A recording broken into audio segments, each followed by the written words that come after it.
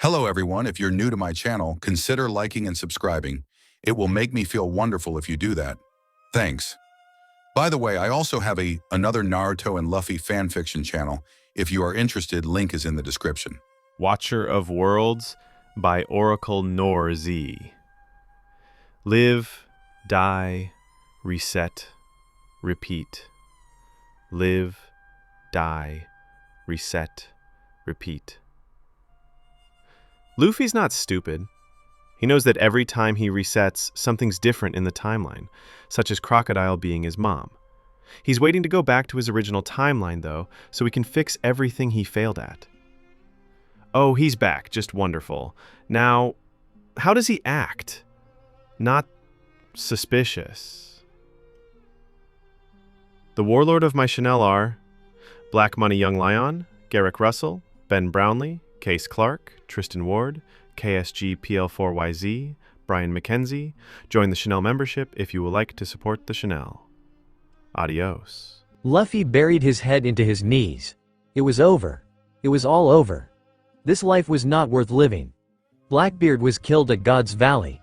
Akainu was destroyed. But who would have thought? Akainu had been searching for an ancient weapon, that utter fool. He wished to destroy the great pirate era. Is he happy now? He finally got what he wanted. 2 weeks after Akainu died, Gaia was reshaped. Seas converged in on themselves and islands sank. It was something not even Whitebeard's devil fruit could recreate. The best word to describe it. Corruption. Nothing could compare to the utter destruction that was corruption. Fathers slaughtered their sons, daughters smothered their mothers, sisters cried while their brothers committed suicide to protect them. Pirate had it the worst of all, though. Unbroken faith was what pirates needed in their crews. Faith and trust in their friends and family. That just made it all the more painful, Luffy thought bitterly. The only island left untouched, Laugh-Tale, was where Luffy was now. The very last living organism to walk Gaia.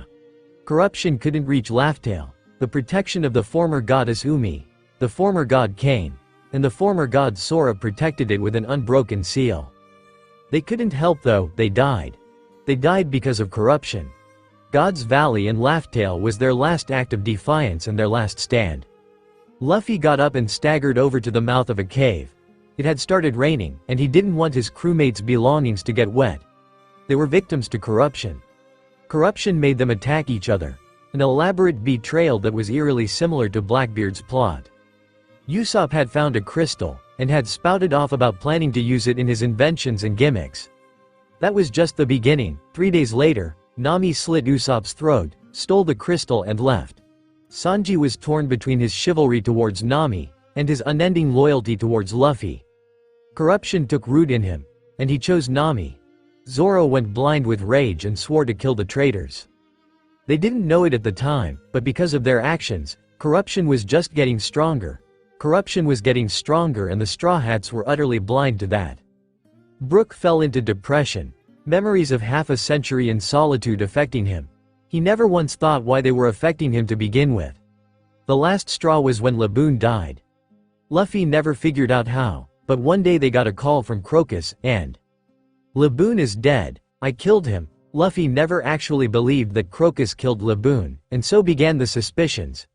Jinbei got a call from his former crew begging him for help because the Marines had suddenly started attacking Fishman Island for no reason, so with Luffy's permission, he left for his home. He never returned. The next day, they found a newspaper with the headline as "Feared Jinbei, son of the sea, is dead." Luffy had refused to believe it, but when he never came back, he found himself actually believing that Jinbei died. Robin was extremely close to Jinbei, and she became hysterical once finding out about his death. She refused to believe that the person she considered a brother in all but blood was dead. Frankie tried to calm her down, but corruption had taken root, and she ended up snapping his spine with strength she should not have had. Robin was horrified, and begged Luffy to kill her. She couldn't take it. Luffy vehemently refused, of course, but he had no choice, especially when Robin became completely possessed and tried to stab him in the eye. Zoro was with him at the time, and he tried holding Robin back, and succeeded, for a bit. But then, Robin turned into something humanoid, because whatever she turned into was not human. Zoro was thrown back, and he hit the mast of the ship, knocking himself out from the impact. Luffy looked at Robin and saw in her eyes, she was begging him to kill her. He ended up doing so, and Robin died with a smile, and corruption purged. Now, Luffy could see what was causing so much pain. Before he could attack it, though, it disappeared. Luffy didn't dwell on it and instead ran over to Zoro. Things went well for a time, but then, all of Gaia collapsed in on itself. The only ones that actually managed to retain their sense of self without corruption plaguing everything, were Boa Hancock, Eustace Kid, Trafalgar Law, Roronoa Zoro, and Monkey D. Luffy himself. Sanji ended up dying, because he followed Nami, and Nami ended up becoming a vessel for corruption. It broke Luffy's heart seeing her fight with all her might to stop killing people she cares about with those two hands of hers. At one point, she just couldn't take it anymore, and her mind broke. She gave up. Corruption finally found a new vessel, and they were heading to where the last survivors were. Boa Hancock and Eustace Kid had Conqueror's spirit, so they were soundly unaffected by corruption. Trafalgar Law and Luffy were both D's, and for some reason, corruption didn't affect them, and had a grudge against them, and Zoro had the blood of an Asura, a demon created by corruption, therefore completely immune to the effects of corruption. Hancock was the first to go, being killed by corruption via drowning.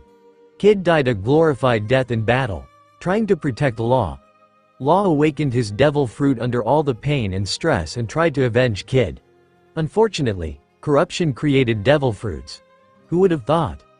Law died because he couldn't turn off his devil fruit and all he was doing was making corruption stronger the longer he went on, so he committed suicide to buy time. Luffy and Zoro were the last ones left. Zoro tried his best to take care of his captain, and more or less succeeded. They were on course for Laugh-Tale, to try and find something on the Lost Island to see if it could help. The whispered words of a dead woman told them. Robin had told them. Corruption managed to track them down. Zoro went to go hold her off, and he evolved into Asura form. That's when Luffy found out why Zoro had that form to begin with. Corruption spoke to the Asura inside of him, and Zoro turned into a demon. He ended up making landfall on Laugh-Tale just that moment, and Zoro was stopped by an invisible barrier in his way. He never saw his first mate after that. Luffy let out a sob and huddled closer to himself inside the darkness of the cave. He reveled in the silence until... "Who's there?" a feminine voice called out. It was anything but smooth, it was dry, deprived, and scratchy. Kind of how like Smokey sounded when we had to rescue him from corruption, Luffy morbidly thought. Spoiler, Smoker died anyways. I asked, "Who's there?" the voice said again, this time a little clearer and commanding. Luffy cleared his throat and replied, "Monkey D. Luffy." "AD," the voice said in wonderment before asking, "Can you come over here? I want to see you a little clearer." Luffy hesitantly complied. His sandal-less feet made no sound against the dense stone of the cave. "I'm here," he said quietly. The voice made a small noise of astonishment before the cave lit up in an array of beautiful lights. "Ah, it must be daytime, then," the voice, which now Luffy realized belonged to a woman, said. When Zoro had been taken by corruption, it was only for a split second, but he could see corruption's true form. This woman looked an awful lot like her. And Luffy, who was but 21 years old, and formerly a powerhouse, jumped to conclusions. "Who are you?" "Me? Are you related to corruption?" The woman's face abruptly soured. "Corruption locked me away here because she wanted me to be safe. And she killed the rest of our family, because they opposed her, and the worst part is, she was never originally bad." "What? Oh, this is new. Corruption was originally faith and order, the symbolism of harmony and happiness, or peace, if you could say that. I had a twin brother, he was the original corruption. He died though, and without knowing, my older sister took up his mantle. I looked that she wanted to protect me the same way she did him. It started out small, she was just watching me, and making sure I didn't get hurt, but then she thought it would be easier to watch over me if I was on an island, so she locked me away on an island. My other siblings didn't like it, and they went to war with her over that, and then they ended up dying, because corruption in peace and harmony got too strong, and they created Laugh-Tale in God's Valley as a last act of defiance and locked me up in Laugh-Tale. So, in the end, I'm still locked up, she finished petulantly. Although, she added thoughtfully, it isn't so bad, I mean like, this one guy, Gold D. Roger came along, and guess what, he named this island Laughtail. It's nice to have a name I can call my prison, but it's been so long since I've seen AD, they were Umi's children, you know? She said forlornly. What? Luffy asked. Wait, I didn't ask for your life history, I asked for your name, he shouted. The woman glared at him. Fine then, she sniffed, I'm NorZi, the Watcher of Worlds. Watcher of Worlds? Luffy asked in amazement. Yes, what, are you deaf? The now named NorZi quipped, and then sighed, I didn't think that Umi's children would be this dumb. Hey, but I guess it's to be expected, she snickered. Luffy crossed his arms and glared petulantly at the Watcher of Worlds before him. What did you mean by Watcher of Worlds? He asked after a moment's silence. What did you mean when you asked me if I was related to corruption? She shot back. Wait, how did you even know about corruption? We locked her away. Her eyes widened and she gasped. No, don't tell me. Luffy gave a solemn nod. NorZi made a strangled noise with her throat, then. Everything's gone. The mood became significantly darker. Everything's either dead, reshaped, or corrupted. I'm all that's left. A few tears streaked down Luffy's cheek as he let out a choked sob. There, NorZi soothed while comforting Luffy in her embrace. You're Umi's child, aren't you? You're AD. You're strong, don't worry. She was getting a little choked up herself. You're going to live, right? You know, I can help you. She tried lightening the mood. Luffy wiped his eye. How can you help me? NorZi hesitated. When Umi, Kane, and Sora died, they gave a bit of their power to me. Couple that with my power to watch worlds, and I can. Time travel? She added that last part a bit hesitantly. I mean, she thought, I don't know if I can, but I'm pretty sure that I can help him. Luffy looked at her in amazement, and she felt a little bit of her heart melt. You can really help me? He questioned. Swallowing the lump in her throat, NorZi nodded, yeah. Yes. Luffy cheered, but his spirits were quickly dashed by the next words NorZi said. However, I can only turn back the clock for alternate universes. Each one will be different, and while you live in those worlds, I will fix the others, and when the time comes, I'll send you to the beginning of your first adventure. She closed her eyes.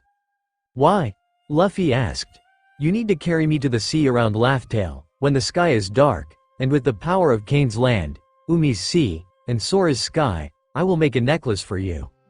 Luffy scrunched his face up. Why would I need a necklace? NorZi opened her eyes and looked at him. Because that necklace will help you regress, she stated seriously. She sighed at the clueless gaze she got in response. I mean, that I will create a necklace for you. At the end of that necklace will be a bead. Every time you wish to start over again, to save those you care about, break the bead, and you'll regress right back to the beginning. Also, if you die and still want to live, you'll regress to the beginning as well, she clarified. So basically, Luffy squinted, I'm stuck in an eternal loop? NorZi blinked. That's one way to put it, she admitted. Isn't that worse than what's happening now? He questioned. NorZi frowned. Probably, but it's your best bet, isn't it? Besides, you have the chance to save everyone again. Luffy's eyes lit up. Then, let's do this, already. NorZi wagged her finger in front of his face. First, you have to carry me to Umi's sea in the dead of night, so I may make the bead, she stated pompously. Then let's go right now, and when we get there, we can wait for the night, Luffy stated impatiently. NorZi blinked and then laughed. Huh? I didn't think of that. She wiped a tear from her eye. Okay, let's go. Laughtail was a big island. That much should be known. So, making it to the coast of the island cut deep into the day, so it was already nearing dusk. Can we do it now? Wait, how about now? Wait. How about now? Sure, how about, nope. Wait, what? Mayhap.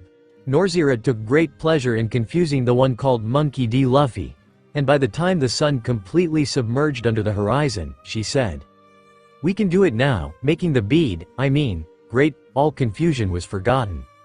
NorZi looked up at the sky, then at the land her bare feet walked on, and then the waters her sister used to guide and protect, before channeling all three powers at once into her hand.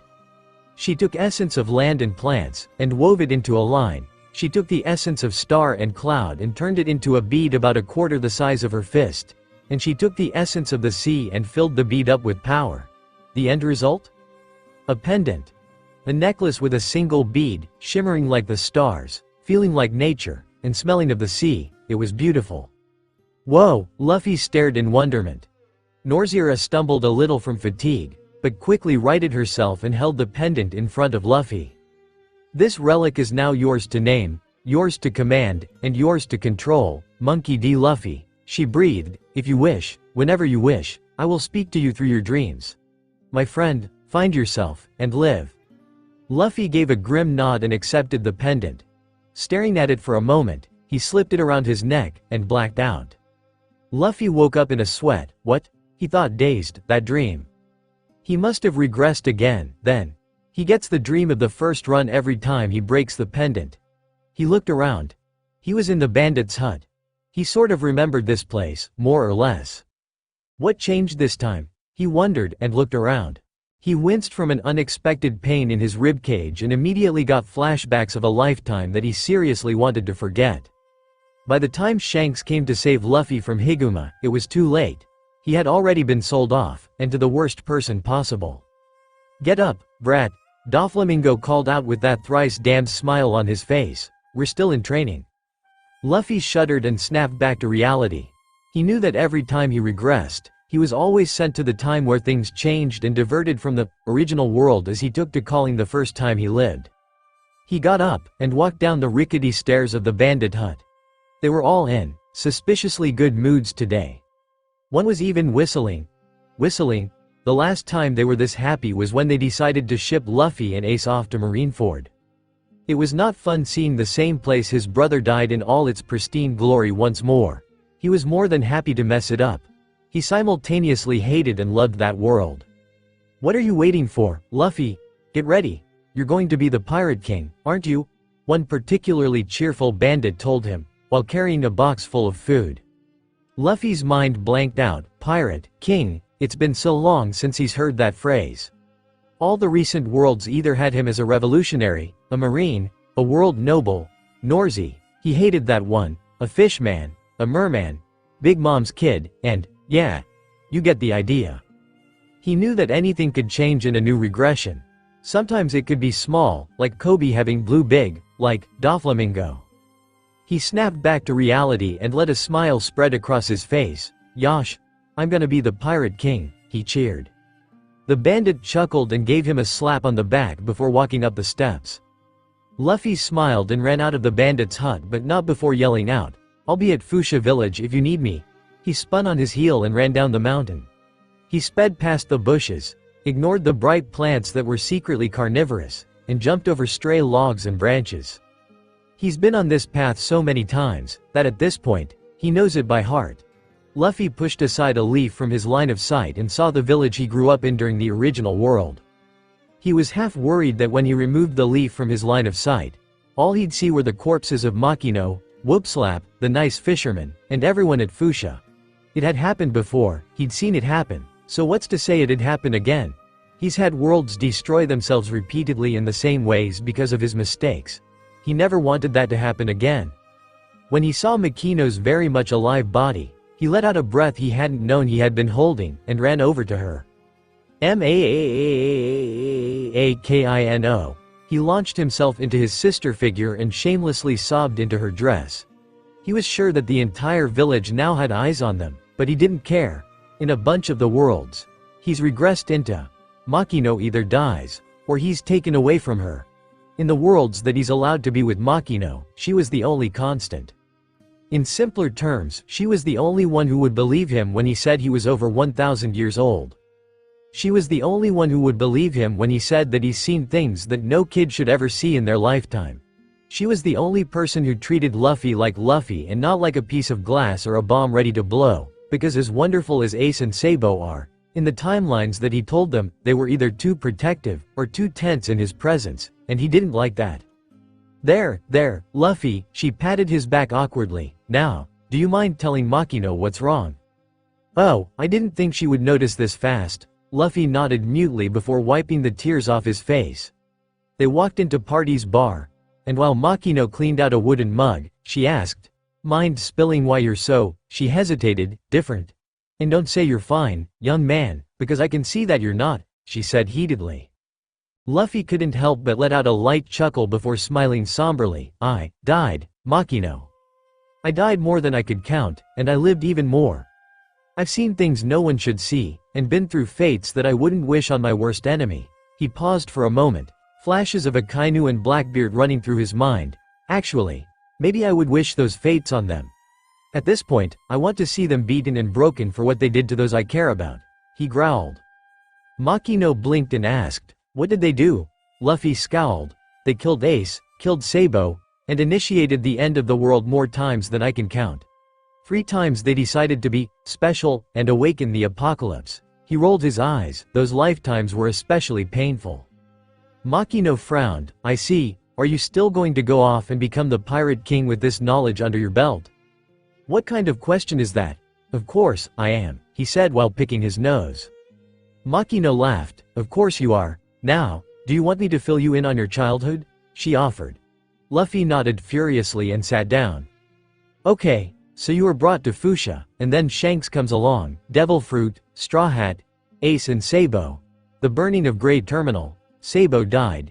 Ace learned manners. Ace left at 17, about 3 years ago, now part of Whitebeard Pirates, and that's about it, she finished cheerfully. Luffy was silent throughout the entire story, and Makino found herself worrying if he fell asleep halfway through. Those concerns were for nothing, though, when she heard Luffy speak again in a surprisingly thoughtful tone. I see, he interlocked his fingers and rested his elbows on the bar table. He looked like a mafia boss. It was something he learned from Crocodile in one of his past lifetimes. How to look aloof and commanding, yet eccentric. Croc pulled off that look like a champ. What's wrong? Makino asked nervously. Did something vital change? It's just that. Luffy paused for extra effect. Nothing changed. Huh? Nothing changed from the original world. Everything's the same. Maybe NorZi finished? He frowned. She would have told me, though. I'll wait until she uses her mystery power and tells me everything when I sleep. Is there anything wrong with that?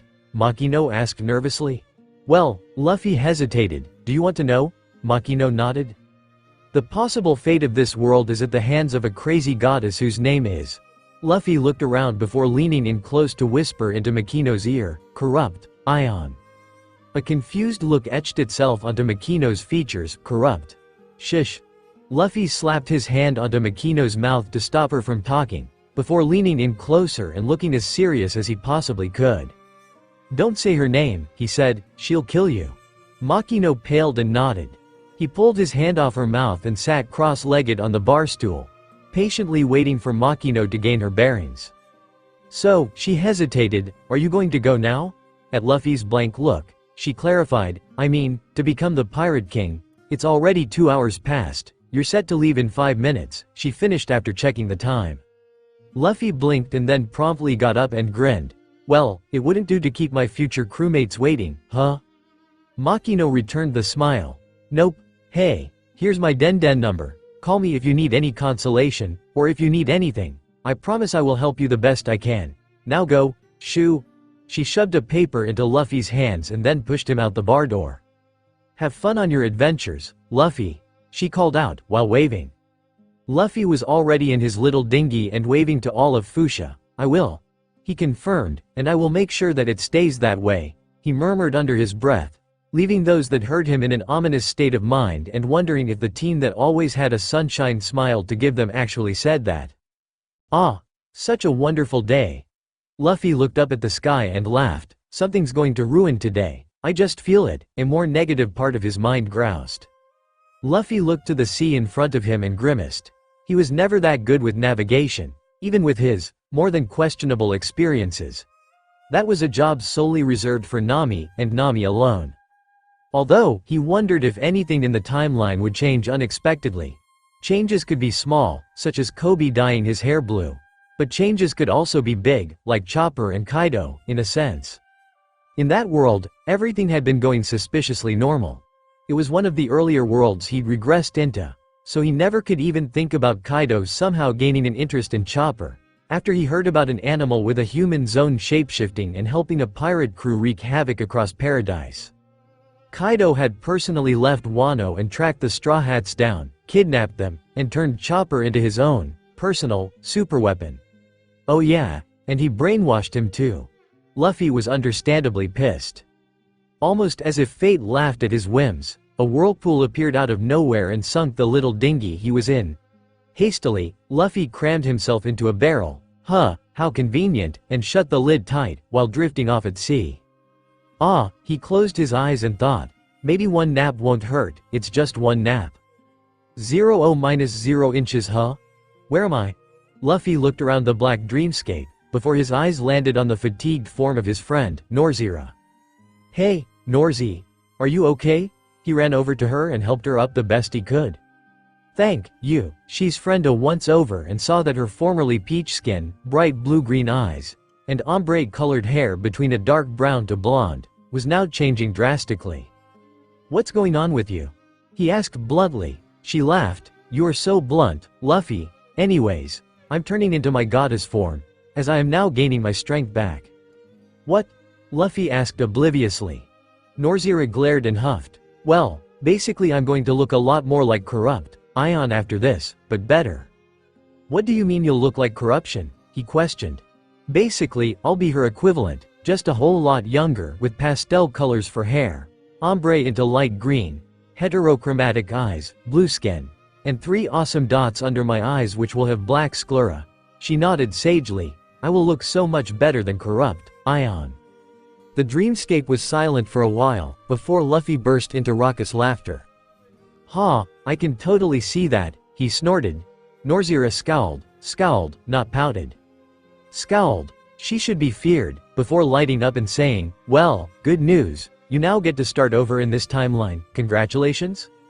She said before awkwardly putting her arms up, I managed to fix your original world, and now, thanks to the destruction you spread everywhere, I have to fix the others too. She huffed, but this was the hardest to fix, what with all the time corrupt Ion was given to prepare, and the fact that there's Blackbeard and Akainu as bad guys, and Sengoku goes through some serious character development and… I'm boring you, aren't I? She deadpanned, after she saw Luffy change the black dreamscape into Fishman Island. Wait, so basically I'm back at stage 1? He asked hopefully. NorZi suppressed a wince and nodded, yes, you are. Now listen, please, do not spread that much carnage on your path to Pirate King, and by extension, me. I'll be waiting for you at Laugh-Tale. Give me an adventure to watch, Luffy. The referenced Luffy nodded, I promise you, I will. Good. 000 Luffy woke up cramped in a barrel, completely satisfied with the events that just unfolded within his mind. He was also quite happy for his friend, NorZi, considering that she finally is ascending back to her original status. Time to stretch then, he gave a smirk and tensed his muscles. Such a nice nap. A teen in a vest said joyously, after breaking out of a barrel, and simultaneously knocking one pirate out cold. He climbed out of the barrel and looked at the pirates behind him. Who the hell are you guys? Who the hell are you? Me? I'm Richard. The kid lied. It was so painfully obvious that he lied, too. Kobe weighed his options, as to whether to be the nice guy and help him lie around the pirates, or let him die at their hands. After all, that one time he knocked out the pirate was just luck, right? Right? Damn, me and my bleeding heart, Kobe cursed, before throwing himself into the fray. Luffy winced. Still haven't gotten better at lying, have I? Yes. His name is Richard. A small, slightly timid voice popped up. Even though it was still the beginning of this world, Luffy could not help but let a wide decentric grin spread across his face. It's so nice to see you, Kobe. Oh. So, you know this brat, Kobe? A pirate leered. Kobe gulped. Okay. Maybe I didn't think this through. Luffy frowned, before grinning again. Nah. My name is Monkey D. Luffy. I can't let Kobe pay the price for my lies. He winced. Never really figured out how to lie, even with all the lifetimes I've been through. Kobe's face fell, before he brought it back up again. Haha, I'm kidding. He just looks a lot like this one guy the first used to know. His name was Richard, and he was sweating and his eyes were darting around. Kobe gulped. What? Kobe, one pirate taunted. Luffy pressed his lips into a thin line, and let a light wave of conquerors wash over the two pirates, making sure to especially be shielding Kobe from it. Understandably, Kobe was scared and confused when the two pirates dropped like marionettes with their strings cut right before his eyes. Luffy said nothing in response, but his grin was more than enough for Kobe to interpret what he did. What? How? Why? Please don't kill me, was what he settled on in the end. Kobe covered his face with his hands and cowered under Luffy's shadow. I won't hurt him, doesn't he know that? Luffy bit his lip, and put on a fake smile. I won't hurt you, ya know? Kobe stopped shaking and peeked out through a crack in his fingers. You won't? He asked timidly. Nope. Luffy promptly turned around and ignored Kobe's sigh of relief. Hey, do you know where some food is? I'm starving.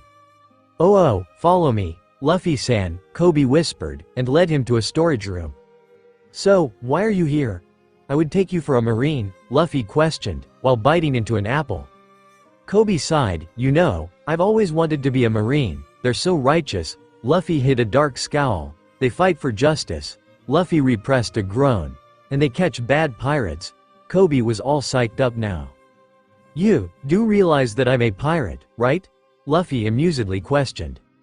Kobe's face turned all pretty shades of white, before he found his voice. I'm sorry, he dropped into a bow.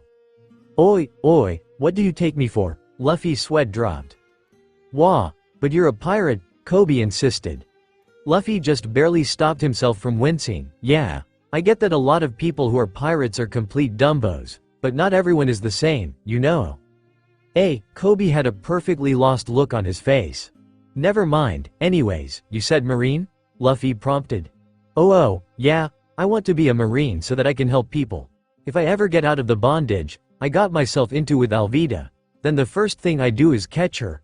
Kobe looked up at Luffy with an appearance of determination. Oh, and just who are you going to catch, Kobe? An extremely fat woman fell into the storage room from a hole in the top deck. Please, do enlighten me. Alvida grinned an ugly grin. Luffy pointed at Alvida and asked as loud and obnoxiously as he could, Hey, Kobe, who's the hag? Everyone in that room, and around it, as well as on the top deck froze. As one, their heads all turned towards the confrontation between the lady pirate, Alvida, and the skinny no-name boy, and clutched their heads in sympathy for him. Alvida's face contorted in rage, before she set her sights on Kobe. Kobe. The referenced kid's back went ramrod straight. Who's the most beautiful in all the sea? She boomed. Luffy looked at Kobe, who was now frozen in fear, and decided to cut in. Boa Hancock. He stated as serious as he could. At everyone's clueless expressions, and to the twisting of Alvida's expression, he clarified, you know, Pirate Empress, Boa Hancock. Ruler of the Calm Belt. And Princess of the Amazon Lily. Isle of Women, you know. That Boa Hancock. He stopped and grinned in satisfaction when he saw Alvida's face turn as red as a ripe tomato. He sneaked a look at Kobe and saw that the kid was now a pallid white. Luffy-san. Kobe clutched at Luffy's vest. It's still not too late, hopefully. Just repeat after me. Alvida-sama is. Kobe stopped for a few seconds, and seemed to gain enlightenment, or at least, that's what it looked like to Luffy, the ugliest damn hag ever. And when first become a marine, I'm going to catch her first, Kobe yelled. The storage room became deathly silent, before Luffy laughed and complimented, well said, Kobe, well said. Without even looking, Luffy blocked a blow from Alvida's iron club with his forearm, and launched an uppercut into her jaw. The fat hag grunted and tried to launch another attack. Luffy turned around, and delivered a right kick into her stomach, effectively sending her flying into somewhere. After 3 seconds, the straw-hatted teen grinned, there's that, and he turned towards the rest of the crew. The hell are you waiting for? He jutted a thumb towards Kobe and himself, get us a boat? As if a switch had been flipped, Alvida's former crew all scrambled to get a boat for the two teens. Stage 1 complete, then, Luffy smiled, next up, Zoro. 000. Luffy-san, I'm just curious, Kobe was steering the small dinghy. Why did you set out to be a pirate? Luffy hummed, to become the Pirate King. Kobe sputtered and almost fell into the sea. Pirate King? Kobe turned the dinghy violently. That means you're out to get the One Piece. That means you're out to the Grand Line.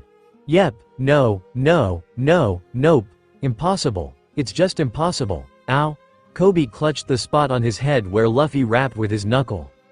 I don't care if it's impossible, I'll make it possible, and if I die on the way, then that's it. I die on the way. Luffy clutched his necklace and clutched his straw hat to his chest. I made a promise, I'm not going to break it, and I have plenty of time to make it possible, anyways. Kobe fell silent for a few moments before asking, you seem to have a strange connection to that hat and necklace of yours, if you don't mind me asking? Luffy nodded, the hat was given to me by a great man, who I won't fail this round, and the necklace was given to me by a friend who I owe a favor, and an adventure for her to watch. Which friend? Kobe asked before he could stop himself. You don't have to answer that, he tacked on at the last minute. Her name was, Fate, I mean, that sort of is her name, what with her being the destiny breaker, decider of fate, watcher of worlds, and all. Luffy's sweat dropped. Fate, huh? Weird name, Kobe muttered. Why do you even want to know her name in the first place? Luffy questioned, while pushing an apple into his mouth. No, I was just curious, Kobe said distractedly, you know, we're headed for Shell Island. Yeah, and? Luffy said after he spit out the apple core. I hear that they have Roronoa Zoro in custody there. Kobe's voice dropped down to a whisper. Roronoa Zoro? What's so bad about him? In all the lifetimes and worlds Luffy's been through, not one of the times has he figured out why or how Zoro even made a name for himself like that in East Blue of all places. Kobe almost dropped his oars. What's so bad about him? Are you stupid? It's Roronoa Zoro, the demon of East Blue. They say that he sometimes turns his bounties into the Marines in pieces. Do you seriously not know him? Kobe questioned incredulously. Luffy hummed, well, I've heard of him, that's technically not a lie, he was pretty famous in most of the worlds I've been to. Kobe sputtered, well, of course you've heard of him, the question is, Kobe paused, why don't you fear him? Luffy froze, how do I explain this? I want him to be my first mate, Luffy settled on that. Kobe's eyes widened, are you crazy? He yelled, wait, you don't have a crew? Luffy laughed, nope. Kobe sank into the boat, you're screwed, there's no way you're going to make it on the Grand Line without a crew. You're going to die, you're going to die, you're going to… Ow? Kobe rubbed his head and failed at glaring at Luffy, who was now blowing smoke off his fist. I already told you, Luffy reprimanded, if I die, then I die, death comes for everyone. I'm not an exceptio, I'm not afraid, and chillax Kobe, I won't die. Kobe looked at Luffy as if he just saw a god in human form, before the boat lurched. Erg, Kobe spat out a mouthful of dust, landho? Luffy smiled and rubbed the pendant he wore around his neck with a thumb, she. He laughed quietly, before running forward. Kobe sprinted to catch up, wait, he wheezed. Luffy absent-mindedly flicked his hat behind his head and asked, Kobe, you got any idea where they're keeping Zoro? Upon hearing that name, everyone in the town, as Luffy absently noticed, scrambled up the walls. Looks like Zoro's name is taboo here, Kobe whispered in Luffy's ear. I heard that a Marine Captain Morgan has his base stationed here, he stated loudly. Again, everyone in town scrambled up the walls, this time, with more vigor and franticness than before. I don't understand, Kobe looked crestfallen. Why are they reacting like that to a Marine's name? Luffy tiredly looked at Kobe and thought back to the millions of worlds he's been to. In one world, Kobe was a fighter of absolute justice, and Akainu's direct disciple. In another world, Kobe was already a Marine, be it an admiral, fleet admiral, commander, or just common fodder. In a different world, he chose to join Luffy. That world was one of the few worlds in which corrupt Ion was awakened again. Turns out, Kobe's presence alone delayed the awakening during the First World. Must be because he helped stop corruption from taking root in the Marines. Kobe, he started, there's no white or black, only many shades of gray. He looked forward with a perfectly blank look on his face. Remember that. It'll help you when you become a Marine. Huh? As if a switch had been flipped, Luffy smiled a classic D smile, and cheered. I found Zoro. Wait, what? Kobe confusedly asked. Luffy grabbed Kobe around the waist, and rocketed upwards, over a wall, and into the prison yard where Zoro was being pinned. Luffy stepped back and took a look at his first mate with a critical eye. He's starving, he needs to eat. Who the hell are you? Zoro asked, completely bewildered, before he narrowed his eyes and gestured with his nose towards the wall around the base. Get lost, he growled. Zoro was trying to nap.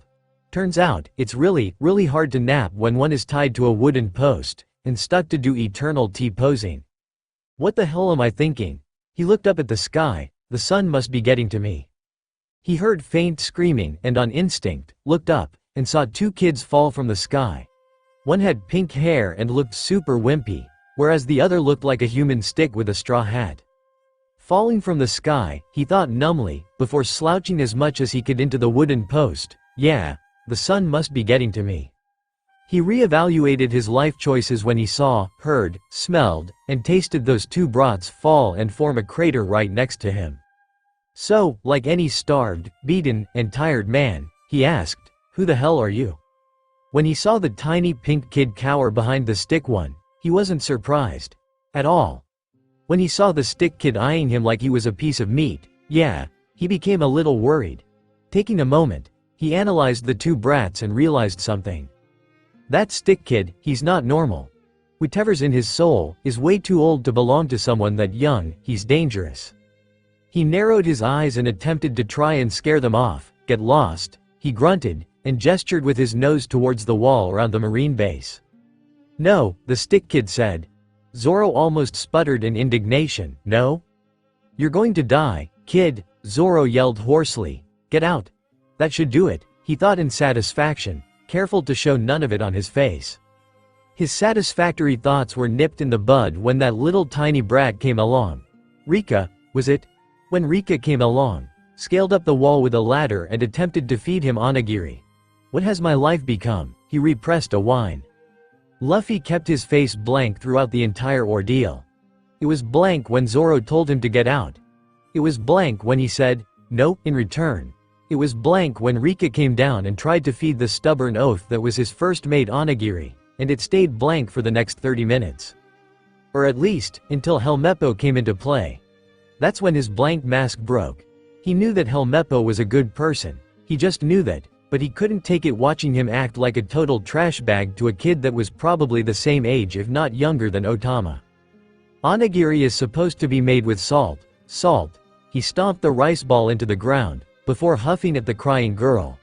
Then he turned to one monkey D. Luffy, who was currently gritting his teeth together, and drawing blood from his palms with how hard he was clenching his fists. What the hell are you doing here? Don't you know my dad is Captain Morgan? Helmeppo said nonchalantly, while narrowing his eyes in an attempt to intimidate him into submission. I don't care who your father is, Luffy murmured quietly. What? Helmeppo made a show of cupping his ear. I didn't hear you, poor fool. He thought that Luffy was apologizing to him. In no way was he ready for what happened next. Luffy cocked his fist back and glared at the butt-chinned blonde. I don't care who your father is. Fight your own battles, you coward. He smacked Helmeppo across the face, leaving a resounding crunch sound ringing throughout the field.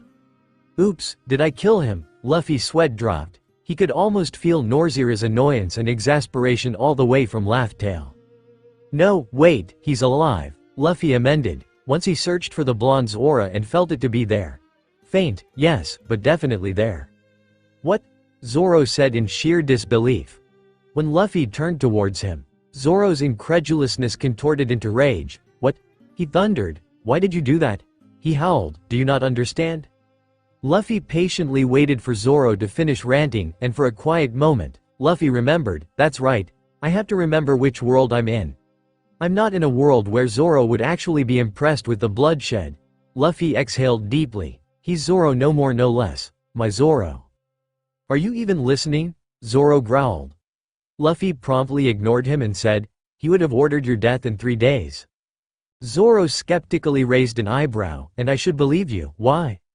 Kobe decided to butt into the conversation. Luffy-san really sucks at lying, Kobe grimaced, I should know. Zoro grunted, then tell me, how does he know that the sun would have ordered my death in 3 days? Kobe furrowed his eyebrows in thought, distantly noting that Luffy had left the conversation for whatever reason. Luffy-san is very mysterious. He seems to know more beyond what he should for someone in East Blue, or for someone of his age. Come to think of it, Kobe gasped. He knew that I would want to be a Marine, despite me not telling him, and he seems to know more about Marines than a pirate should know. Zoro sputtered, that kid is a pirate. Kobe nodded. I was completely confused the first time too, But once you see him in action, well, he's, Kobe gulped, terrifying, he paused, and indescribable, he nodded in satisfaction. Indescribable, Zoro muttered. I'll see that for myself. He slouched against the wooden post he was tied to. Now, he straightened his back. Could you untie me, pink hair brat? Kobe stepped forward and attempted to pick at a knot. Sure.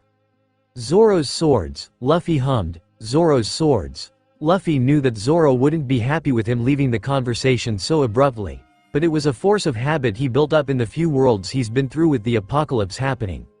If you stay around for small talk too much, you'd have gotten blindsided and then eaten and turned into a zombie. Those who did turn into a zombie went through a couple stages. First, they were more human, they would slowly start rotting like a corpse, and such. Second, they would mutate into something ugly. Third, their devil fruit would mutate with them to accommodate the dead body, if they had a devil fruit. Basically, they were monsters in all senses of the word, and if you stayed in one place for too long, they would track you down and sniff you out.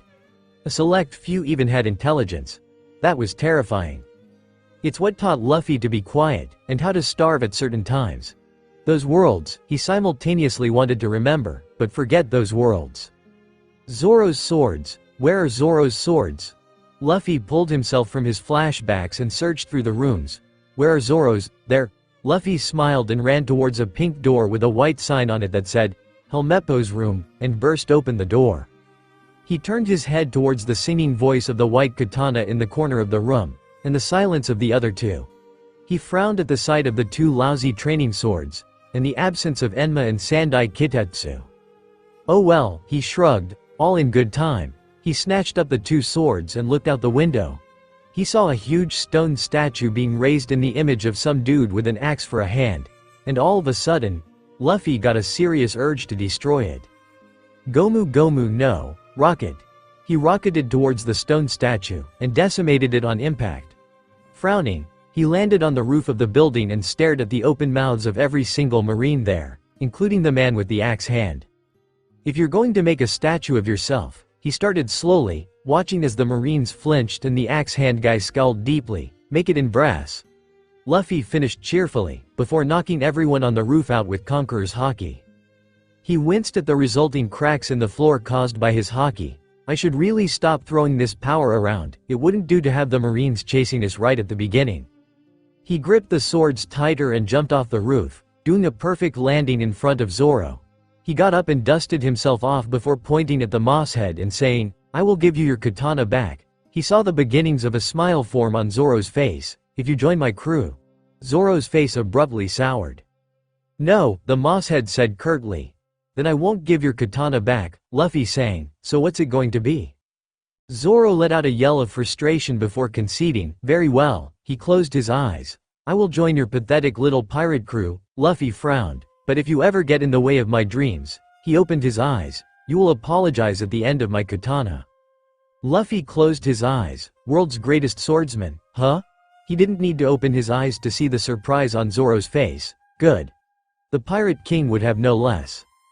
Luffy handed the 3 katana, Wado first, to his now first mate, and watched as he cut himself free. He smiled and laughed, let's eat, you're starving. Zoro grumbled and followed the straw-hatted teen, ever so slightly glaring holes into his back. Ah, that was amazing. Zoro patted his belly, before looking at Luffy, why aren't you eating anything? Luffy looked at Zoro, and then at the steaming plate of food in front of him, sorry, force of habit. Luffy put on a false smile and stuffed the plate into his mouth, spitting it out clean. How is it a force of habit for you to not eat? Zoro questioned incredulously. Luffy quieted down for a moment before speaking up, poison.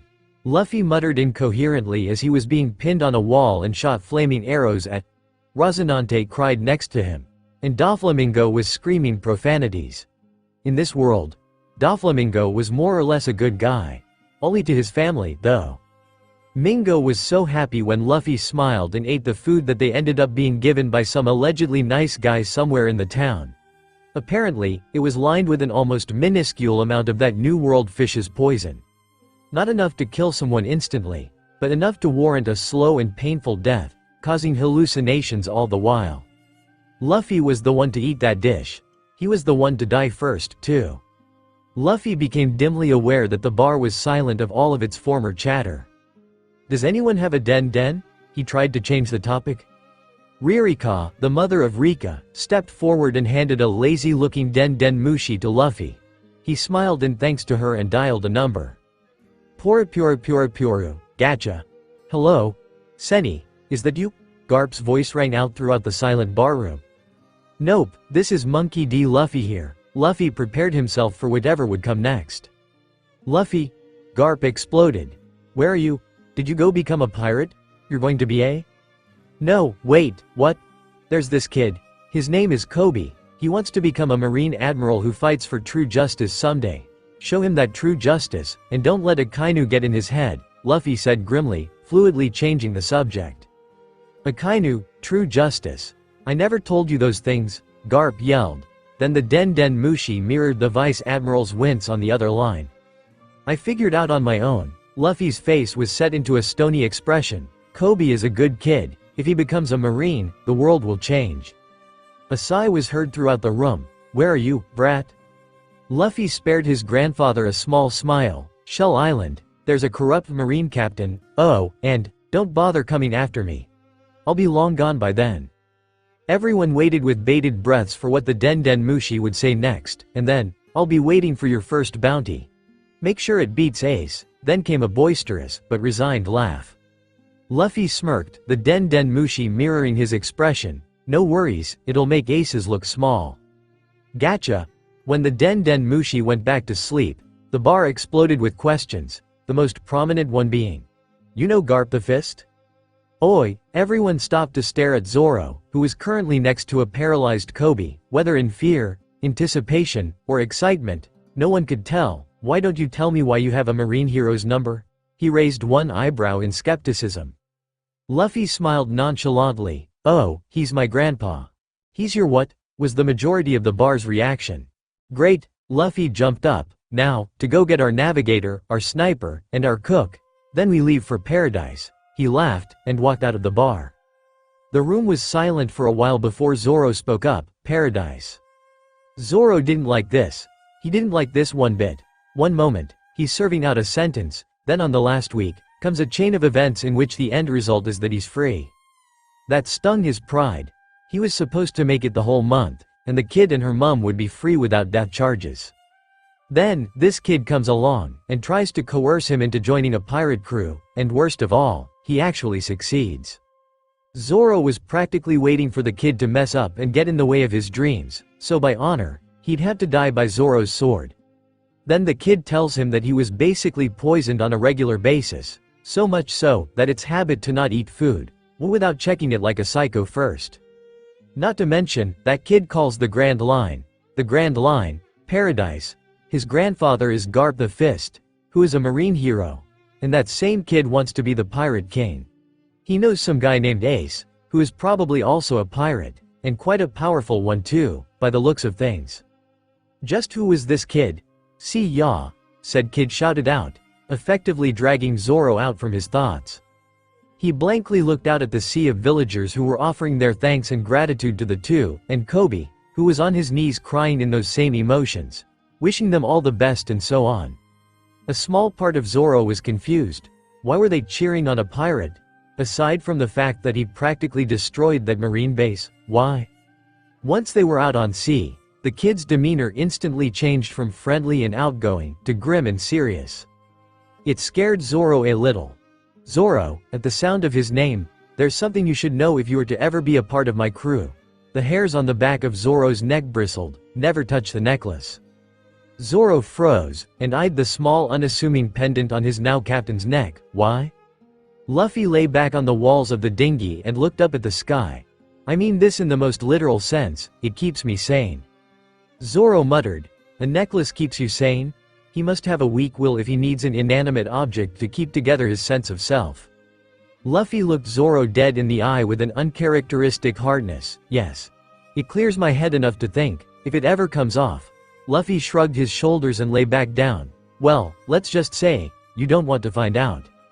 Zoro's spine chilled the second he heard those words come out of his captain's mouth, and in that moment, he could no longer see a leisurely walking, childish teen, but a pirate, the dangerous persona that he saw and felt the first time he saw the kid. Zoro knew it now, that kid was a human force of nature. Luffy figured it out somewhere around the time he lost track of how many worlds he's regressed into. In this particular world, the generations were switched. This time, he was the Pirate King, and Gold D. Roger was going to be the next. Sometime when he was fighting against Kid, who was basically the equivalent of Whitebeard in this world, his necklace must have fallen off, then everything went blank. Screams, fire, the desolate feeling of emptiness, the thirst for blood, Kill.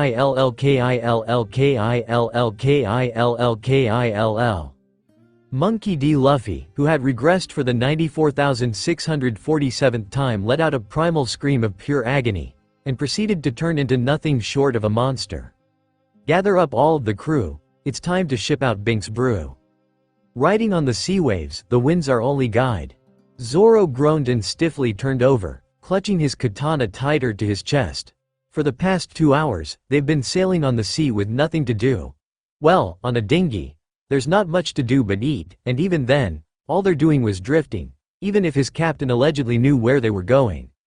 Worst part was, he wouldn't stop singing. It didn't matter how melodic the song was, or how well he sang it, the song was starting to grate on Zoro's nerves. "Would you stop singing?"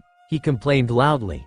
And again, like the hundreds of times before that, Luffy ignored Zoro's complaints and continued to sing. After all is said and done, he abruptly stopped, and his ear twitched imperceptibly. "We're near land," he announced with a decentric smile. Zoro peeled open his eyes and sent a quizzical stare at his captain while raising a skeptical eyebrow. "And just how do you know?" Luffy hid a grimace. "He still doesn't trust me." It was true. Zoro didn't trust Luffy. In fact, every time he moved his arms, Zoro's muscles would subtly tense, and his aura would go into overdrive. It didn't help that he always kept an eye on his pendant and a hand on Watto. "I know because I can hear the people that will help us there," he said simply. "And just how can you hear that?" Zoro questioned. Practice. Seeing that his captain didn't care much to elaborate, Zoro relented, though somehow, however it was possible, that answer raised more questions. Before they could do anything, though, the telltale sound of panicking and screaming was heard in front of them, and just like that, all of Zoro's doubts vanished, and different doubts arose. Who is this kid? He wondered while absently staring at the pendant and simultaneously terrifying the 3 new occupants of the dinghy. An orange witch. One of them cried, which snapped Luffy back to reality, because really, after the first 212 times of listening to this story, it became quite boring. "An orange witch, you say?" Luffy said excitedly. "Tell me you're not pulling my leg," he said with a hint of caution. In all the lifetimes he's been in, he'd retained his power to read people like an open book. But good people under the control of bad people do bad things, and then there's just the poor, disillusioned ones. Sometimes, they tell a lie so much, they end up believing it's the truth. The skinny pirate in front of him scowled and nodded vehemently. There was a orange witch. She knew the weather before it could happen. He moved his arms in a voodoo-like gesture with wide eyes before nodding slowly. She was definitely a witch. "Where did she go?" Luffy asked. "If in the earlier regressions this happened, I would have probably killed them and went to Nami by now, but in those worlds, Zoro was the first to doubt who I am. That will not do. Especially not this time." He repressed a scowl, and rubbed his pendant a little. "Well, the witch won't be lasting very long," the pirate to the left said triumphantly. "Captain Buggy will kill her." Kill her, kill her, kill her. Those words were repeating themselves like a mantra in Luffy's mind. He was barely aware that he froze, and even less so that he was making a glare that would put a Kainu to shame. "Where is she?" he asked quietly, his tone of voice booking no room for argument. Clearly, the 3 buggy pirates seemed to notice that, considering the lead one pissed his pants and was shivering in fear. "Oh, Orange Town, sir," he stammered out. "Take us there," Luffy whispered. "Understand, sir," the buggy pirate stumbled over the last word. All the while, Zoro was watching carefully, with no small amount of surprise at Luffy's sudden change of attitude. In around 5 minutes, they made it to Orange Town, and the 3 pirates were knocked out through sheer exhaustion. Luffy shaded his eyes with his straw hat and extended his observation haki by a smidge. The range of his haki just barely expanded. but it was enough to encompass the majority of the island. All of his haki was significantly weaker, actually. He knew he could awaken all of it and his inherent strength he's built up over the regressions at once, but that would mean an excess of everything, and his body would mutate in an extremely painful way to fit those standards. He was not about to let out a wave of uncontrolled conquerors when he wasn't even in paradise yet. It wouldn't do to alert the Gorosei to his presence. Just on the edge of his range, he could feel Nami's presence, but it was weak. Buggy's on the other hand.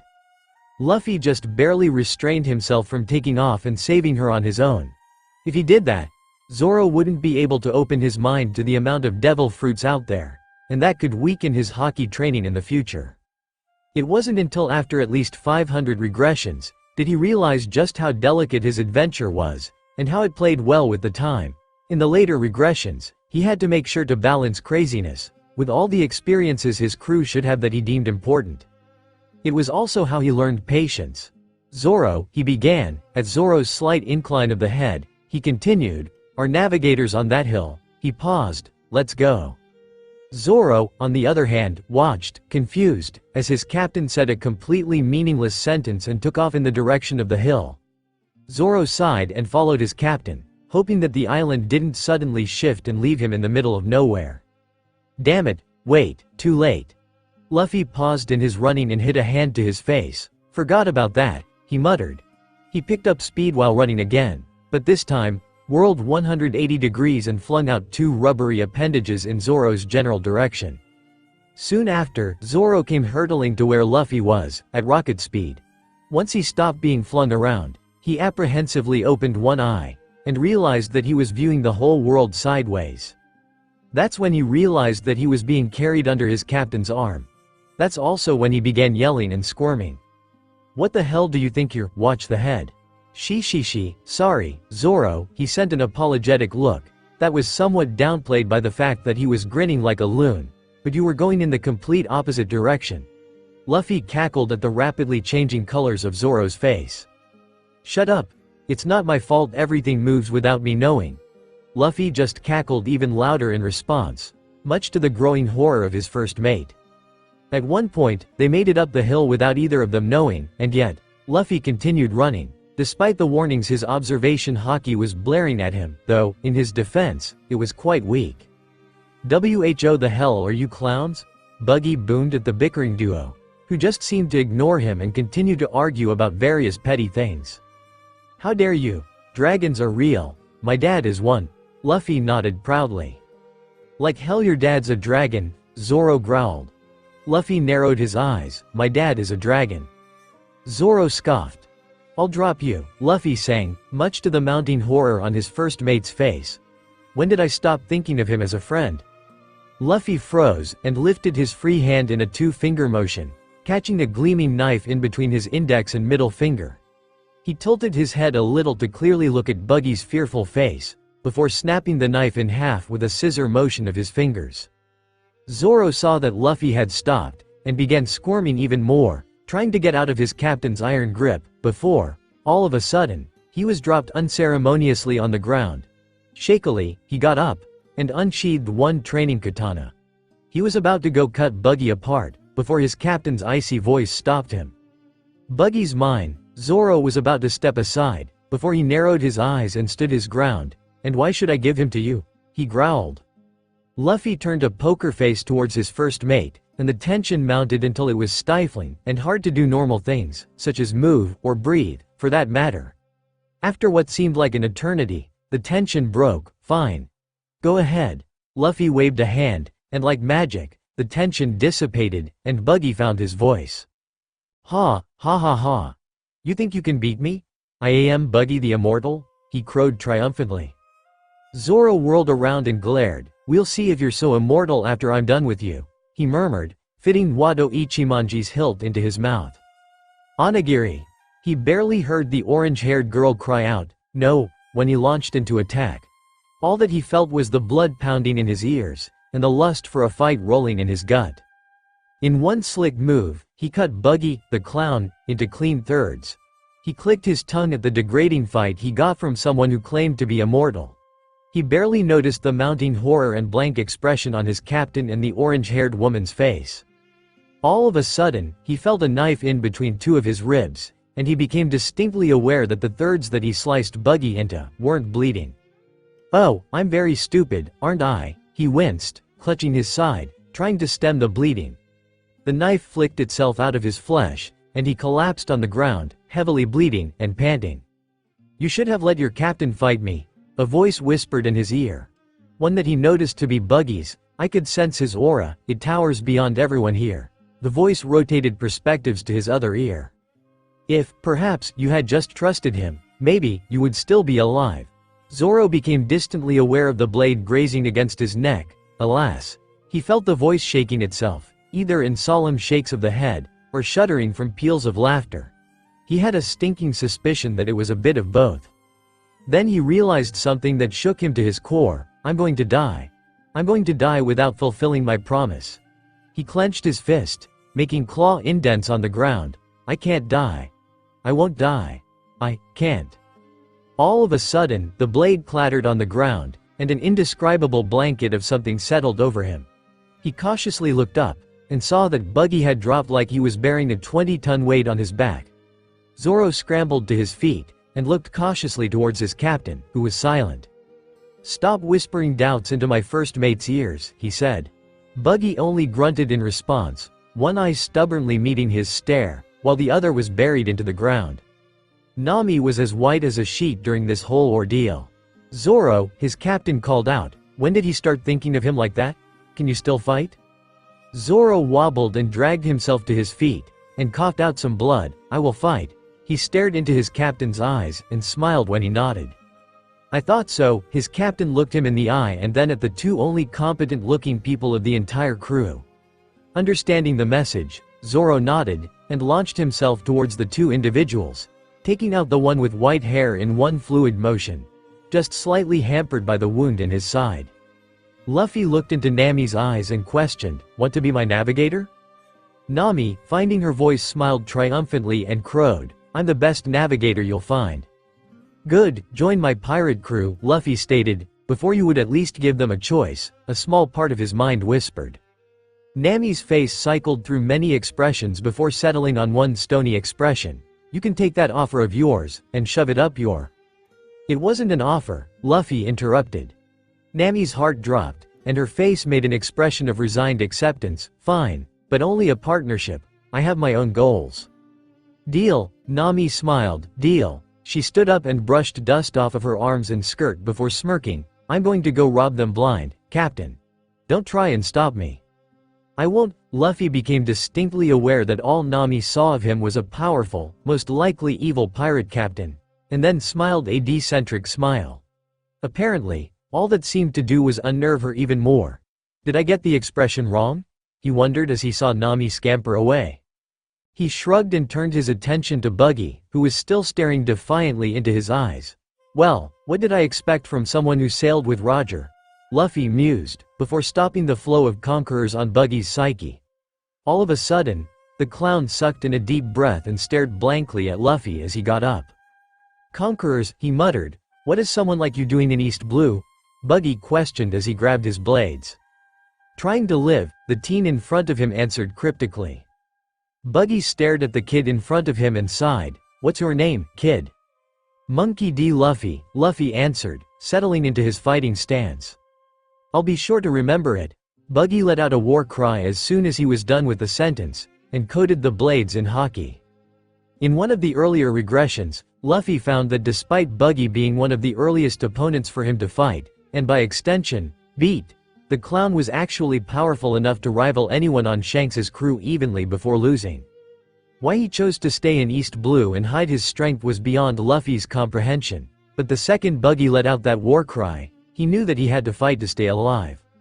Every single one of the blades he had struck with skill and precision, just barely missing Luffy as he dodged out of the way and blocked with his own skin. Masterful manipulation over his devil fruit contributed to the fact that even if Luffy got close enough to hit him, it would be nigh useless. He knew that despite Buggy being weak in physical and in general haki strength, he made up for it all through sheer intelligence, skill, and following. It didn't take just anyone to gain the loyalty of all of Impelled Down and a good amount of New World pirates. No matter what anyone said, Luffy knew that if he weren't to become Pirate King, then it would either be Trafalgar Law, Eustace Kid, or Buggy who took the spot in his place. Although, that was and still is a major if. Seeing an opening that Buggy forgot to guard, Luffy smirked, and coated his hand in haki that was beginning to flicker. He frowned at the sight and gritted his teeth. I need to end this fast. He let out a cry and punched the opening as hard and fast as he could, knocking the air out of Buggy in the process. Luffy watched as Buggy reformed in front of his eyes, all his parts coming back to him at once. Once the completed picture was done, he could see Buggy wheezing and holding his right rib, muttering something unintelligible. Once all was quiet, he could feel the eyes of everyone on him. Zoro, who had just finished defeating Kabaji, and was watching him fight with reverent awe. Nami, who had just finished robbing them blind, and was watching their fight contemplatively. And just about everybody else, who just looked like they simultaneously had their worldview reinforced, and shattered. But it still stayed up.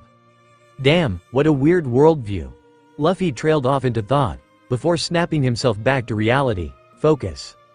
So, brat, Buggy began, and then coughed up some of the red life-giving liquid that was blood, before grimacing, what are your terms?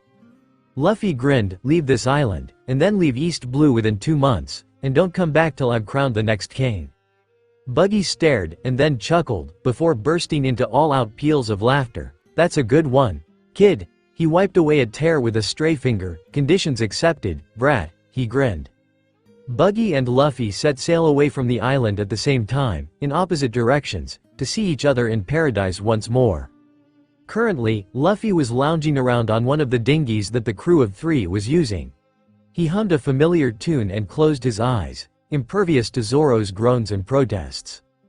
Gather up all of the crew, it's time to ship out Bink's brew, he sang. Nami saw Zoro's hands and groaned. She had been thinking unnaturally philosophically during the whole fight between Luffy and Buggy. She hated pirates. She always did. But those terms, no normal pirate would choose those terms. Not without something to squeeze out for themselves. So, she had been wondering, just what did Luffy gain to benefit from the village being free? Their loyalty, for one. But then again, he didn't even tell them that he was the one to free them. Really, the only thing she saw him gaining out of this entire shebang was the ire of Buggy the Clown, but even then. Buggy looked almost proud when you beat him, Nami said loudly, gaining the attention of her associates. Why? Zoro looked contemplatively at Luffy, and decided to ask a question of his own. Where did you learn to fight like that? Luffy stood silent for a while before sighing. Buggy's captain was a great man, and I have his crown, he said cryptically. As for my fighting, it is both a blessing and a curse. Zoro leaned closer. What do you mean? I can't tell you.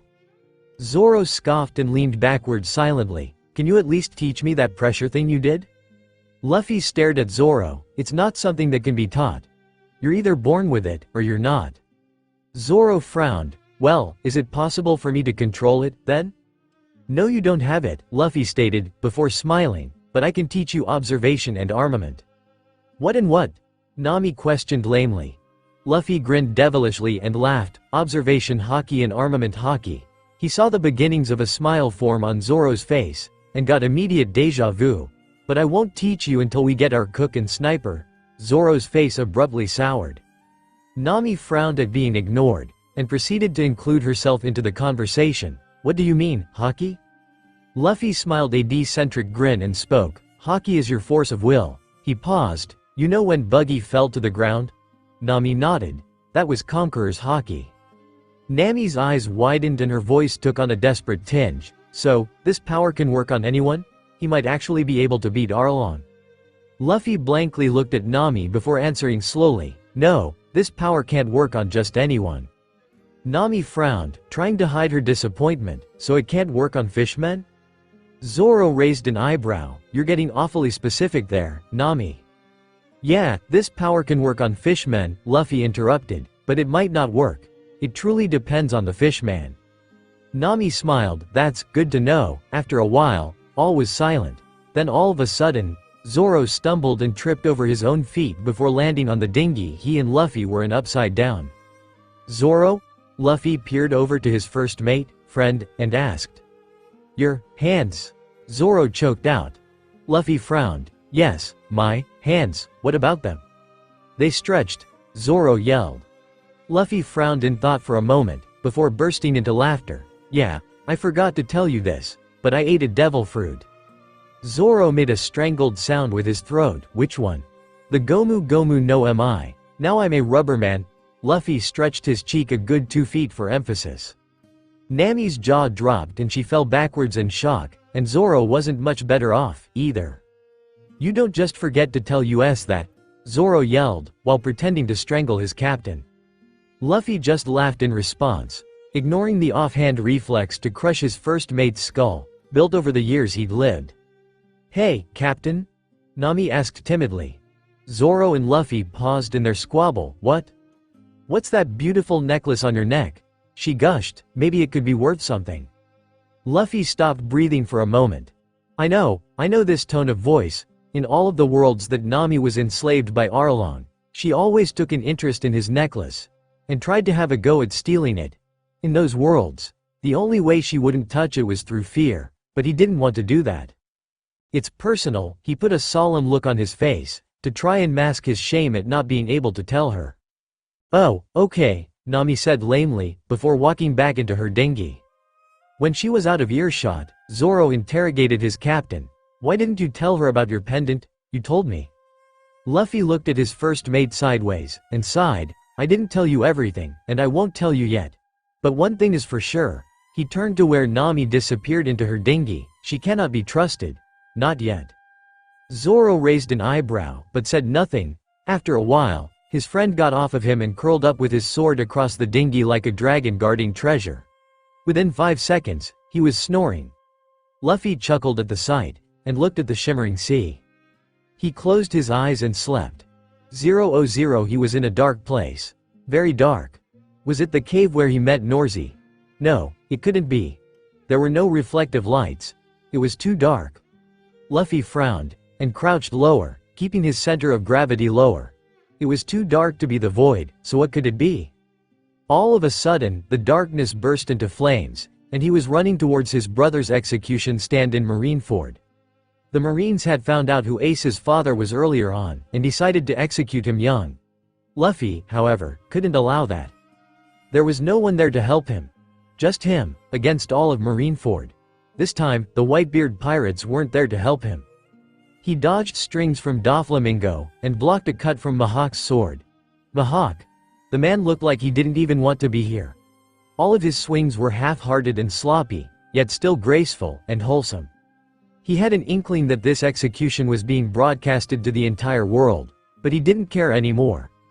Ace was looking at Luffy like he didn't want his brother to be there, and was crying out, "Leave me be! Leave me be!" and other gibberish that shouldn't be said. Luffy lost all sense of reality and barely registered that this was a dream before yelling back to him, "Shut up, Ace. You're my brother, of course, I'm gonna save you." Luffy let out a war cry and let loose a wave of crushing conqueror's haki that took out 3/4 of the Marines' forces. Luffy ran up to the execution stand and rocketed himself up there with the help of his devil fruit. One last boss to beat, Sengoku. The man shifted into his golden Buddha form and blinded Luffy with its light. Luffy shrieked and fell back, unable to see Ace's growing horror, as Sengoku prepared to crush him with one big, golden fist. The punch didn't come. Ace got free. Ace died. Ace. 000 Luffy woke up in a sweat, panting and breathing heavily, as the vivid dream continued to replay in his mind. He clutched his pendant like a lifeline, and in some ways, it actually was. When you regress into so many worlds, the line between one and another blurs. The pendant keeps them clear. But there was one thing he wondered. How long would that last? Luffy exhaled and turned to the stars shining in the sky, with no moon to accompany them, and sang. "Gather up, all of the crew, 1 tear. It's time to ship out, Binks brew, 2 tears. Riding on, the sea waves, an audible sob. The winds, our only guide, a silent scream." He couldn't fall back asleep after that. Zoro woke up after a good night's sleep and yawned wholesomely. "So, Captain, where to?" His jaw dropped and his blood froze the second he saw his captain. "Captain?" He bit his lip. "Luffy?" Nami woke up a few moments after and looked over the edge of her dinghy into theirs. "What's going on?" Oh my god. She covered her mouth with a hand to stifle a scream. Luffy's face was twisted in pure agony. His tears were cascading down his face in small streams. His neck was bared to the world and his head was turned upwards to the heavens in a silent prayer.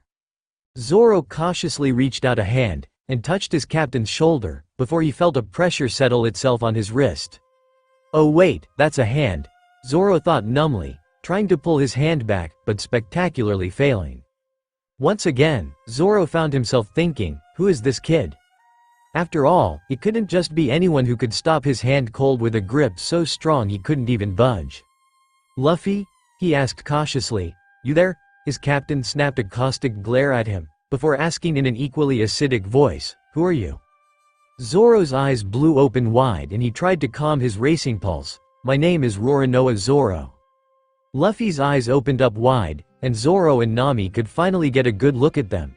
They were wide, glassy and unseeing, probably in a flashback, Nami guessed.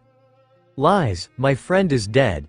Luffy cried pitifully, keeping his head in his arms, and marginally tightening his grip on Zoro's wrist just enough to threaten bone breakage.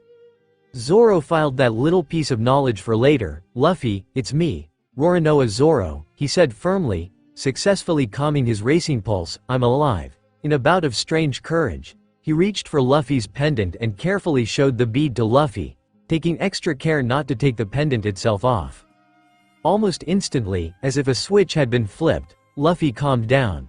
The grip on Zoro's hand had loosened, leaving to show a rapidly darkening bruise, but no broken or dislocated wrist.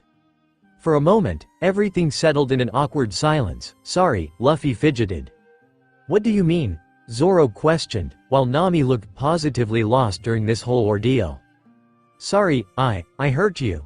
Luffy bowed his head shamefully. I won't do it again.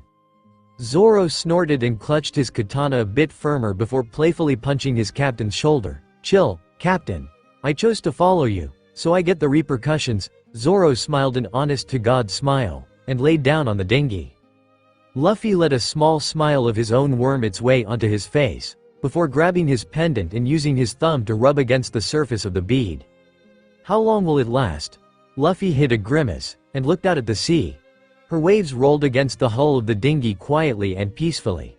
He closed his eyes and thought back to one of the more peaceful worlds he had been in.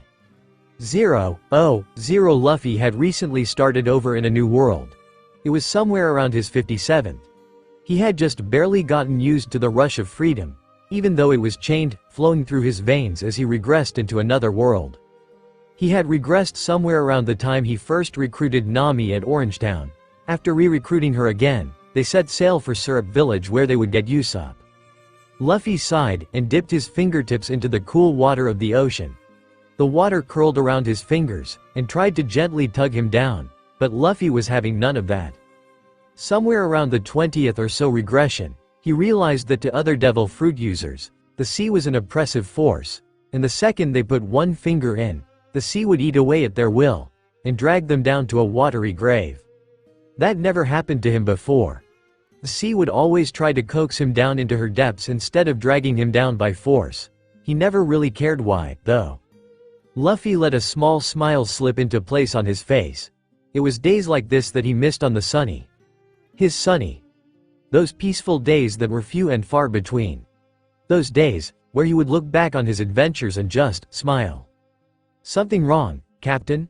Zoro questioned stoically. Nothing, Zoro, nothing, Luffy replied, relishing those moments, for the feeling that he wouldn't have them anymore was eating at his conscience. He was right. Whitebeard was much less merciful in this world. And although he wanted Ace as his son, he couldn't stand the assassination attempts. Ace didn't die, no, he did not. He was given a worse fate. Zero Luffy hated the old man in that particular world. Really, the second he made it to Sabaody Archipelago and saw his brother in chains being dragged around by a world noble, he was absolutely livid. Ace didn't have the energy to fight back, but his eyes still held defiance, although weak. But Luffy could see how he was slowly breaking inside, slowly questioning what exactly or who exactly he had to fight for. In that world, the second he made it to the bottleneck of the new world, he crushed the bead in his fist and regressed. Land ho, Nami's voice derailed his train of thought, and he sent a small, grateful, thank you gaze towards her, even if she didn't see it. It was dangerous for him to follow that kind of train of thought. He couldn't afford messing up. Luffy got up and looked out the front of the dinghy, shading his eyes with his straw hat. He grinned so wide, his cheeks hurt, and giggled quietly. Syrup Village, here we come, he cheered melodically. Zoro looked oddly at his captain for a second before letting out an exasperated huff and shaking his head. 000 zoomed to Usopp for a second. He had just finished his daily run with the village at the crack of dawn. Well, it wasn't so much a run with the village, as it was a run from the village. Usopp rested his hands on his knees and panted, sweat rolling off of him in buckets. Phew. He reached up and flicked some sweat off his brow. Granted, he kind of deserved being chased by the village, considering he's the boy who cried, "Pirate, Oda knows how many times." Well, he internally shrugged, it's worth it. For a moment, he paused and looked out at the calm waters of East Blue. There was a feeling sitting deep in his gut. He wanted to get out on the sea, stir the waters up a little, because as much as he loved the safety of East Blue, it wasn't enough. He wanted to be like his father. He wanted to be a brave warrior of the sea like him. That dream has always laid inside him. But this was deeper. He wanted to go straight to the Grand Line and make a name for himself. And the strangest part? He didn't even want to be captain. Usopp stared at the clear blue waters that reflected the sky and closed his eyes. I wonder why this feeling is coming up now. Ever since he was young, it wasn't something he could ignore. It was this biting feeling in his gut that slowly overtook his senses. It was only through sheer willpower that he didn't even know he possessed that he was able to push it down. Although now, it was more biting than ever. It seemed almost excited, eager. He couldn't describe it. All that was there in Usopp's heart was a strange feeling of anticipation, and he couldn't wait for the next day. After all, he was always the most observant than anyone in the village. Maybe even in all of East Blue. He didn't know how true that was. He puffed up his chest and flipped on his heel, shrieking when he almost ran over Onion, Carrot, and Pepper. "What are you three doing here?" he shouted half playfully, half relieved. The three looked at each other and then at their captain, fidgeting uncomfortably under Usopp's observant gaze, before Carrot pushed Onion forward. They sent a series of looks at each other through some telepathic language that only they knew, and Onion sighed. "Captain," he fidgeted, "there are buggy pirates here." Usopp's blood ran cold. "Where?" Onion wordlessly pointed north. Usopp swore under his breath and ran to the north shore, but not before laying out a plan for the three kids on his crew. He refused tension to the elation swirling in his gut. Nope, not going to question that, at all. Time to psyche out the enemy, guys, Usopp smirked. 000 when they docked at the shore. Zoro immediately felt something was off, and clutched his sword, pointedly ignoring the nagging feeling that it was perfectly fine.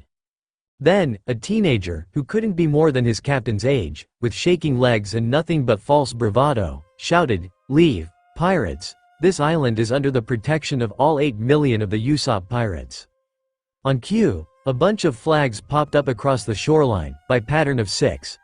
Nami felt fond exasperation pooling in her gut, but paid it no mind. 8 million? You're lying, it wasn't a question, it was a statement. A fact. So then why did she feel like laughing? What? Okay, maybe I don't have 8 million. See, you just admitted it. Okay, whatever, that doesn't change the fact that I have an army ready to fight you, he said frustratedly. You mean the army of 3 right there? Zoro said offhandedly, looking in the direction of the 6 moving flags. 3 children immediately shrieked in surprise and ran away. "They found us, Captain," they shouted. "Abandon, abandon." Usopp dumbly looked at their retreating backs before making a strangled noise with his throat. Okay, fine. Then, he loaded his slingshot with a metal bullet, and aimed right at the person with the straw hat's head. "If I'm going to fight a pirate crew, go for their leader first," he recited from nowhere. He blinked. Where did that come from? More importantly, he took another look at the kid with the straw hat. When did I get the idea that he's the captain? Whatever, don't even move an inch, else I'll shoot, he threatened, trying to make eye contact with the scarred teen, but failing because of the straw hat covering his eyes. When he did make eye contact, equal parts elation and dread pooled in his stomach. He wavered just slightly before steeling his resolve and pulling back. "If you call that your gun," the straw-hatted teen spoke, his voice loud and tone commanding, "put your life on the line, because that—" He paused, seeming to contemplate something. "That is not a toy," he finished, seemingly satisfied. Zoro smirked and sauntered up to his captain's side, flicking Wado Ichimonji just an inch out the sheath, letting the sunlight glint off the edge of the blade. "Better choose your words wisely." He showed off some teeth in a bloodthirsty manner. "That's a real pirate." He snapped Wado back into its sheath. Usopp's knees began shaking even more, and his aim wavered just a tad, before he dropped his slingshot. As expected of real pirates, he muttered, "They even sound cooler." All of a sudden, the Straw Hat let out a breathy laugh and shot him a thumbs up. "Actually, I stole that line from a guy the first respect." "What?" Usopp said dumbly. "What?" Nami parroted. "Say, Usopp," Luffy continued, completely ignoring both of their questions, and indignant squawks, "your father's Usopp, isn't he?" Usopp gasped, and tumbled down from his perch, landing nose first into the sand right in front of Luffy's sandals. "You know my father?" was the muffled question, before the future sniper of the Straw Hats got up and gasped for air. "Yeah, I knew your father. The crew he was a part of visited my home island for some time, and he just wouldn't stop blabbering about you," Luffy grimaced. "Really?" Usopp seemed to take pride in that. "Wait," his eyes narrowed, "how did you even know my name?" Nami stealthily stole a glance at her temporary captain to see his reaction. To her surprise, the face was entirely blank. The longer she looked at it, the more unnerved she felt, before she couldn't do anything but peel her eyes away from the sight. "It's funny," she morbidly thought, "even though I find that face scary, I can't help but to watch in anticipation of what he's going to do next." "Why?" "Your father would take pride in announcing your existence to the world," Luffy began, startling Nami out of her musings. "I've at least heard your name 500 times from that man alone in the span of one day." Luffy chuckled at Usopp's rapidly reddening face. What?" Usopp sputtered, anxiously rubbing the back of his neck and darting his eyes from left to right. Luffy noticed this as a knee-jerk reaction for him. "Come up with a lie, fast." "Anyways," Usopp screeched, effectively transferring their attention onto whatever he was going to say next. "Why don't you come into the village? Just for a while until you get your bearings enough," he offered. Luffy smiled and nodded his head. "Yeah, sure." Zoro looked at his captain for a moment with a blank expression before contemplatively nodding along with him. "Why not?" Nami grunted and pointed a thumb at her dinghy. "Whatever, let me just secure my treasure first." For a moment, all was well, as Usopp and Luffy were chatting animatedly, with their hand gestures, and laughing as if they weren't on opposite sides less than 10 minutes ago. Usopp noticed every single time Luffy reflexively looked next to him, as if he were going to talk to someone smaller, before freezing up, and adopting that same blank expression on his face he saw 5 minutes prior. He filed those observations away for later.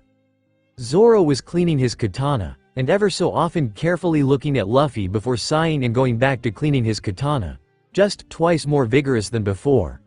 A lot of things had been eating at him over the span of the last 5 or so days. When he first met the kid, he brushed off a lot, but now that he looked back on it, how did that kid beat an entire marine base without making a single sound?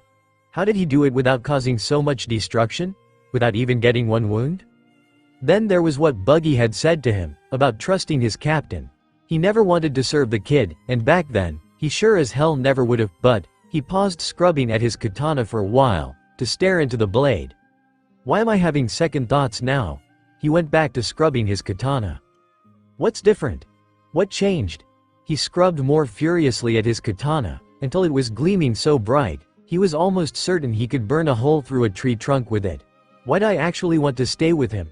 His scrubbing screeched to a halt, and for a split second, his face morphed into a horrified expression, before he schooled it into aloof indifference. "No, I will become the world's greatest on my own. I don't need him to help." He sheathed his katana, Wado, and began breathing at a sedate pace. He never felt the solemn feeling pooling in his gut. Luffy and Usopp quieted down after a random burst of laughter, and sighed contentedly. Luffy smiled and closed his eyes. This reminded him so much of the Sunny. For a second, all was silent, until Nami's furious screech carried over the beach sand. "Luff, why? Luffy abruptly paled before running to hide behind the meditating Zoro. Nami stomped over to where Luffy was and made a grab for him. Luffy dodged out of the way just in time, but ended up causing Nami to accidentally slap Zoro instead. Nami looked at her hand in abject horror and turned to where Zoro was, waiting for his response. Zoro opened his eyes and stared at her with a gray, unblinking stare, before his eyes narrowed, and he got up. "You have 3 seconds to run," he stated simply. Nami paled into a stark white, before turning on her heel and running at top speed to anywhere but there. Within 10 seconds, Zoro caught up to her, and gave her a concussion that would be reminiscent of the ones he would get from her fists in the future. Luffy couldn't help but snort at the irony. Nami crawled over to Luffy deliriously, and comically cried into his shoulder. Why would you leave 5 million berry at that village? Why? Nami began shaking him back and forth like a rag doll while laughing maniacally. She muttered something unintelligible under her breath, and left him to stalk off towards her treasure. 000 okay. Should I have told her first? Luffy felt a pang of sympathy at the MG face. Actually, I'm more surprised she didn't find out until now, to be honest. Luffy sighed and resolved to tell her why he did what he did, and slowly let himself hover to the back of the group, where Nami was grumpily stomping with them through the forest. Once he was right next to her, he whispered conspiratorially so that no one else would hear, "You know, I left 5 million berries so that they could rebuild their village." He paused. "I'm sure you would understand, wouldn't you?" He purposefully singled her out in attempts to get her to reveal her connection with Arlong earlier. As expected, Nami froze, her eyes wide, and her body shivering as if cold wind just hit it. It was times like these. Luffy wished he had the telepathic devil fruit so he could just feel what they were thinking. It made understanding his crewmates infinitely easier, even if it aroused some painful memories. "What's your point?" she asked coldly. "What's my point?" he repeated. "What is my point?" Luffy grinned. Nami gave a puzzled frown. "Stop bending around my question, and answer it for once," she groused. Luffy frowned and leaned into her personal space. For a second there, Nami's heart beat faster, and sweat collected on her brow with the indication of fear and underlying question of what is he going to do? "And if he touches me, I will kill him." Luffy smirked, and Nami's breath hitched. "Is that an atlas beetle?" Nami's view of her captain completely shattered again. "Seriously, atlas beetle?" she muttered, before picking up the pace to match the rest of the group. "Come on, Nami. Look, it's an atlas beetle," Luffy cheered excitedly. "Yeah, you see this face?" She turned around and gestured to her unimpressed expression. "This is my uninterested face," she deadpanned. Before the conversation could continue, Usopp's excited voice signaled their arrival. "We're here," Usopp smiled. "Now, there's a restaurant just down a ways there. I have quite a bit of influence, so the food'll be for free there. Just mention my name," he stated pridefully. Zoro perked up one skeptic eyebrow, but said nothing. They sauntered into the restaurant, and began ordering food. While they were sitting at the table waiting for said food, the pirate crew devolved into small talk and chatter. Soon enough, they reached the topic of pirate ships. "So," Usopp twirled a drink absently. "Why do you have a dinghy? I mean, aren't you pirates? Shouldn't you have a pirate ship?" Luffy stepped up to answer the question. "No," Zoro facepalmed and groaned. What he means to say, he shot a slight glare at his captain, is that we don't have a pirate ship yet. We're still looking for one. He gulped down some sake. Speaking of ships, Nami picked up, batting her eyelashes at him. "I don't suppose that you know where we could get one, right? Maybe from that mansion on the hill? Maybe they could lend us a ship." Nami tapped the table absently. "No." Usopp slammed his hands on the table. His drink sloshed around in the glass, threatening to spill over. "Whoa, man. Why are you so defensive?" Zoro gave a surprised grunt. "Do not go to the mansion on the hill. Arg. Just, don't follow me. It's bad for you." Usopp ran out of the building, only to come back a split second later and steal his drink from the table while regarding the 3 people across him suspiciously. About 30 seconds after Usopp ran off, Zoro got up. "Well, to the mansion it is, eh, Luffy?" He froze. When did I begin calling him by name? Before he could entertain the thought, and before Luffy could reply, 3 kids burst in through the door, rapidly scanning across the room. and landing their eyes on Luffy patting his bulging stomach. Ah! He sighed contentedly, that meat tasted good. He cracked open one eye and gave Zoro a look that simultaneously managed to convey two messages. 1. Continue the joke. 2. We're going to the mansion. Zoro sighed and shook his head exasperatedly before directing his attention towards the quivering children. Hey brats, he called. Their heads snapped towards him. You lookin' for your captain? Zoro fingered the hilt of his katana absently before bursting into a bloodthirsty grin at their frantic nods. We ate him. The three kids shrieked and pointed at Nami, Onibaba. Why the hell are you calling me that? She screamed. Actually, it's pretty accurate, Zoro muttered. What was that? Nami threatened. Zoro defiantly looked into Nami's eyes and said, I said, it was pretty accurate. 10 seconds later, Zoro was on the ground nursing 3 lumps on his skull and muttering about witches and orange hair, and buggy pirates, and how right they were. Nami cleared things up with the children, and questioned where Usopp went. She pensively came back to Luffy. Usopp's at the mansion. Kid said that he goes there too. Lie? She still didn't seem too sure about that. Well, then, let's go. Luffy cheered. 0-0 inches, and then there was that goldfish the size of an island. It was so big. I saw its poop before I saw the actual thing. Usopp graced her with tales of bravado, before turning to the side a little just in time to see his crew and the 3 people he left at the restaurant crash land into Kaya's front yard. What are you guys doing here? He screeched. Luffy smiled and ignored him, opting to glance upwards at Kaya. Hey, nice lady, you think you can give us a ship? Oh, what for? Kaya asked, intrigued. Oh, we're pirates, a dark voice snarled. Luffy's eyes lost all traces of mirth and a smile as he turned around to see one of the few men that absolutely disgusted him to no end. Kuro. Captain Kuro. Usopp seemed to have similar sentiments, what with how he snarled at Kuro's approaching form. What do you want, Klahadore? Usopp snarled, just barely keeping from baring his teeth. Luffy blinked. Oh right, he thought dumbly, he's not Kuro yet. I want you ruffians to get out and stop bothering Miss Kaya, he sneered. After all, Miss Kaya need not be associating herself with S such as yourself, or in this case, Kuro smiled, the son of such S. Usopp snapped his gaze up, not registering Kaya's calls for them both to stop, and the burning rage sitting deep in his gut. He almost stepped forward to punch the man, when one word stopped the both of them cold. Kuroniko, Luffy said simply. Kuro's head inclined just barely to take notice of the straw-hatted teen, and he narrowed his eyes. What was that? He asked politely, trying to hide his rising hysteria. Luffy looked him in the eye and plainly said, Kuroniko. What? No, how is this possible?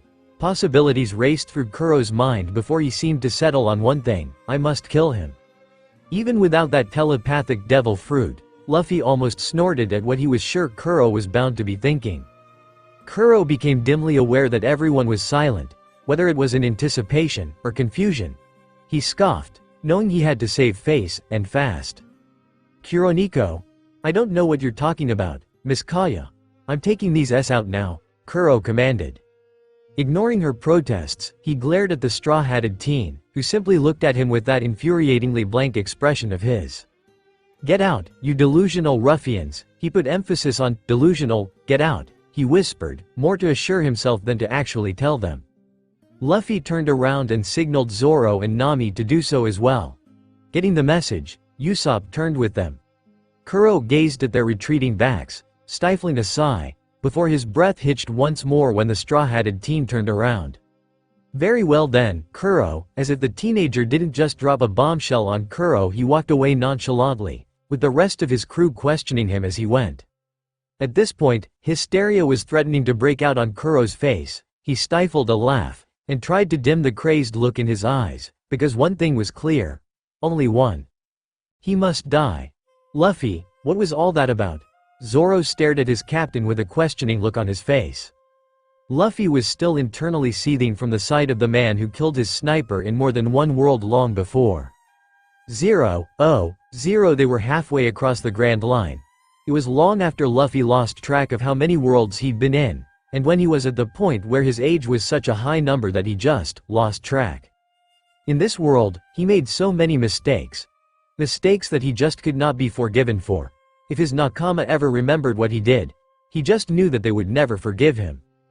Although, the biggest mistake he had ever committed was leaving Kuro alive. 0, Luffy almost shuddered just thinking about the brutal and completely inefficient way Kuro tortured his sniper, navigator, and first mate. In that world, Kuro had been a bit less conceited, a tad more stubborn, and had an endless pool of vengeance. That didn't mean that what Luffy did in that world any more excusable. Luffy jumped and fell backwards, he said dumbly, although he already had a feeling of what his navigator was going to say next. What was all that about? She gritted out, no doubt agitated at having to repeat herself for what was probably the 50th time. You'll find out later, Luffy resolved. Nami's face puffed up and turned so red that Luffy almost feared that she would explode, but she didn't explode, and she didn't say anything either. Zoro just looked strangely at his captain before nodding and looking forward. How? Everyone stopped, at the quiet wonder in Usopp's tone. Luffy sent a questioning look at Usopp in response. How were you able to get under Klahador's skin so easily? Usopp asked. I've tried for years, but he always keeps his cool. But when you spoke that gibberish, it was like the persona he built up for the past 6 years or so gave way to something different. So, Usopp took in a deep breath. How? Luffy was silent for a moment, no doubt carefully measuring and choosing what he should say next. I've seen, heard, and experienced many things. When you've gone through as much as I have, you know things that you otherwise would not know, Luffy answered cryptically. It was true. Nothing he said was a lie. With the years he's lived, anything he says could be the truth within plausible barriers of common sense. Unless you count an outright lie, like when he tried his hand at calling himself Richard. That was a terrible lie. At least that hasn't changed about me, he thought, masking the emotions of his thoughts with a classic D smile on his face. If his memory served correct, and it always does, then Django would make an appearance pretty soon. Django? Luffy just barely restrained himself from wringing his fists and gritting his teeth into white powder. That man, no matter in what world, no matter how badly Kuro treated him, he always served Kuro with all his heart. To try and implant seeds to doubt inside his mind to incite a revolt against Kuro was a fruitless endeavor. Django feared Kuro. Django respected Kuro, and in a few worlds. Django loved Kuro. Love can make you blind to the recipient's faults. Luffy understands that now. He didn't know about this particular world, his original, but he knew that trying to turn Django against Kuro was a lost cause. That was a pretty big shame, too, because Django was a pretty nice guy if you got to know him. Luffy was snapped out of his musings when the 3 kids that were part of Usopp's pirate crew decided to show up. Onion, Pepper, and Carrot, his mind supplied. There was a backwards walker, weird talker there, Onion gasped, he was a weirdo. Luffy hummed, I suppose so, he muttered. Hey, Usopp? Usopp's head turned at his name being called, and quirked an eyebrow up in a questioning manner. Come here, I need to talk with you. Usopp sweat for a bit, but nodded nonetheless, mutely following the one that would soon be his captain in the future. Not that he knew that, though. Soon, they reached the opposite shore from where Luffy docked, and Usopp's patience burned out. Where are you taking me? What's going on? At this point, the long-nosed liar was getting nervous, and was sweating buckets. Wah. Luffy slapped a hand on his mouth, effectively cutting him off before he could say anything. Shush. He whispered before mutely pointing towards the ground, where Kuro and Django were having their meeting. Usopp's blood ran cold. Oh my god, they're going to kill Kaya, he mumbled, after Luffy took down his hand from Usopp's mouth. We need to tell everyone. Usopp panicked, and for a moment, Luffy frowned, but it was so quick, Usopp didn't catch wind of it. Are you sure that's wise? Luffy countered. No one would believe him, anyway, and I'd rather not have my sniper being shot instead of doing the shooting. All at once, Usopp suddenly had an epiphany, and he slumped to his knees. No one would believe me, he cried. No one will believe me because I cry pirate every day. What is different? Luffy frowned at the odd choice of wording, and briefly entertained the idea that maybe a fragment of their future selves were inside them before dismissing it. There's no way, he thought somberly, they died before they could see her, and in a way, I'm glad. Glad that they didn't have to suffer like me. Well, Luffy drawled, maybe, perchance. There's another super strong pirate that you know of, that could probably help you with chasing Kuro off the island? He quirked up an eyebrow with a silent question. Usopp looked at him strangely before slowly answering the rhetorical question. The only strong pirate that I know of would be my father. Luffy died a little inside. But, you don't feel like the person you try to portray yourself as, now do you? Try as he might, Luffy could not stop the bloodthirsty grin from spreading across his face. No, he said, I'm really not. Usopp couldn't stop the shudder from snaking its way down his spine at Luffy's smile, and the sheer malice inlaid with his words. So, what do you propose we do? Usopp asked hesitantly, and for a moment, just after he saw the glint in Luffy's eyes, he regretted asking for his help. What did I unleash? 000 Django was loafing around on the beach where he was supposed to meet Kuro.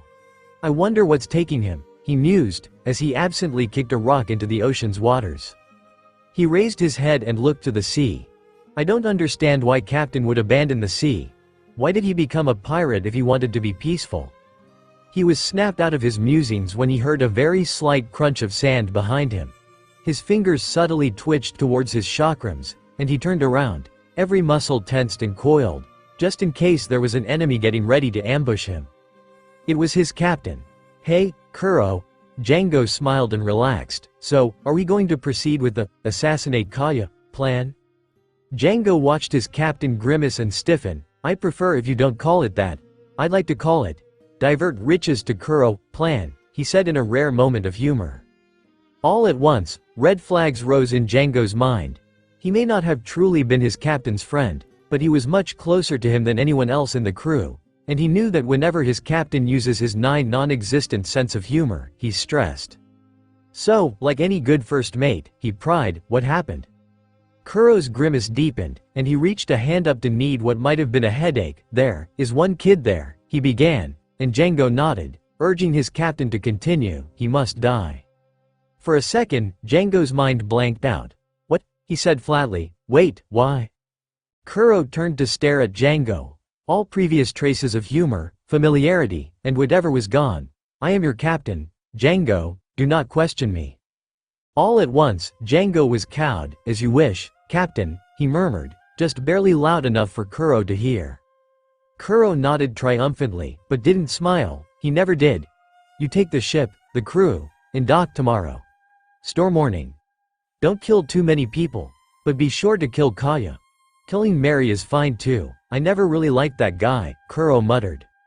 Django just nodded along, and once Kuro's spiel was done, a comfortable silence descended upon them. Django hesitated for a moment, before opening his mouth. For what it's worth, it was fun sailing with you as our captain. Kuro stared at his former first mate for a moment before snorting. You were all just pawns in my plans, Django. If it was fun for you, then you lot are more messed up in the head than me. With that being said, he spun on his heel and stalked away from the shoreline, back towards the village, in the direction of Kaya's mansion. Once he was out of earshot, Django chuckled and shook his head. Maybe I am, he murmured, before spinning around and walking in the opposite direction, but not before noticing a straw hat inside a bush right at the top of the cliff. 000 Luffy stilled, his smile frozen on his face, and he robotically turned his head in Django's direction, staring the hypnotist dead in the eye. How did I not notice him? Usopp, he said slowly, fill my crew in on what's going on. Usopp didn't move. Now, Usopp's eyes widened in fear, and ran in the direction of the village, but not before telling Luffy, you'd better not die. I don't intend to. Luffy's lips set into a grim line, as he continued to stare Django down. Is this the brat that Captain wants dead? Django critically eyed the straw-hatted teen. He doesn't look like much, but then again. The vibes he's giving me says otherwise. Instinctively, Django knew that hypnotist would be useless on the kid, so he discarded that idea. On people like Luffy. Not that he knew the name, hypnotism won't work unless the subject lets themselves be hypnotized. Nonetheless, his fingers twitched towards the chakrams hidden inside his coat, and this time, he didn't restrain himself. Within 3 seconds, he was armed, in a fighting stance, and every muscle inside him was coiled, ready to strike. In those same 3 seconds, Luffy did nothing but watch blankly. If Django wasn't unnerved before, he was unnerved now. What is he planning? Then, within 3 seconds, Django was disarmed, on the ground, and every muscle inside him was slackened. In those same 3 seconds, Luffy disappeared, and Django couldn't find him again, no matter how hard he tried. Ah, well, Django thought, scratching his head, I'll probably find him tomorrow when we start the raid. 000 Usopp had just reached the village, when he felt a strange thing rest itself on his shoulder. Now, given with the fact that he just found out that a certain butler that he hated was planning on assassinating his friend, he was understandably jumpy, pissed, and scared. Therefore, he screamed. Then, the appendage lifted itself from his shoulder, and he heard a pained hiss from behind him. Jerkily, he turned around, and was met with the scrunched-up face, and mock betrayed eyes of one Monkey D. Luffy. "You're here? Already?" Usopp extended a hand out to him in awe, before retracting it. "What happened?" Luffy stared blankly at him. "Well," he began, "I knocked Django to the ground for a bit, and came back here to see if you told my crew yet." Usopp raised an eyebrow. "The guy's name is Django? How'd you know that?" Luffy's blank stare somehow became even more intense, and Usopp began fidgeting under the gaze. "I have really good hearing," Luffy said. Usopp shrugged and nodded. "Sure, let's go with that." Soon, they both entered the bar where Luffy's crew was waiting at the edge of their seats. The second Luffy entered the room, Nami jumped at him. "Where were you?" Luffy winced from the close proximity, and his fingers twitched erratically, as if fighting the instinct on whether or not he should snap her neck or not. Sometimes, Luffy really hated the memories that come with time looping. He was beyond thankful to NorZi for the pendant she gave him, which he deliberately named Pandora, for the curses that it wrought upon him, but the hope that was hidden beneath. When he told NorZi in a dream that he didn't know what to name his pendant, she smiled and told him the legend of Pandora's box. Of the misfortunes that were released when she opened it, and the hope as well. After a while, Luffy had said that he wished to name the pendant Pandora, for the symbolism, and NorZi just smiled and said that it was aptly named. "I was with Usopp," he said, face still set in a wince. Nami's eyes widened, before they narrowed in annoyance. "Yes, I know that, but where were you?" Luffy stayed silent for a moment, then answered, "We were overlooking the cliff on the other side of the village from where we docked, and watching Kuro speak with his first mate about how he wanted to assassinate Kaya and claim her riches as his own in a completely legal way." "You're kidding, right?" Nami questioned skeptically. "Not at all," Luffy replied. "Yeah, he's not lying, I was there, too, you know," Usopp piped in. "You lie to an innocent girl every single day. How am I supposed to know you're not lying to me?" Nami shot him down. Luffy watched as Usopp became seething red with his temper, before he stepped in. "Look," he said, inlaying his voice with so much authority, he might as well have used Conqueror's Haki to freeze the room. "This village will be raided by pirate tomorrow morning. They'll be coming from the North Shore, where we docked. We're gonna stop them, MK." Zoro raised an eyebrow at the revelation, but said nothing, while Nami was grumbling unintelligible things under her breath. "Why do we have to risk our lives fighting for a village we probably won't even be coming back to?" Nami questioned. Luffy stayed silent for a while, carefully choosing his words. "You don't have to join us, you know. You can just sit back and relax, while we save a village from being raided by pirates who will kill someone very close to Usopp." He carefully worded that sentence.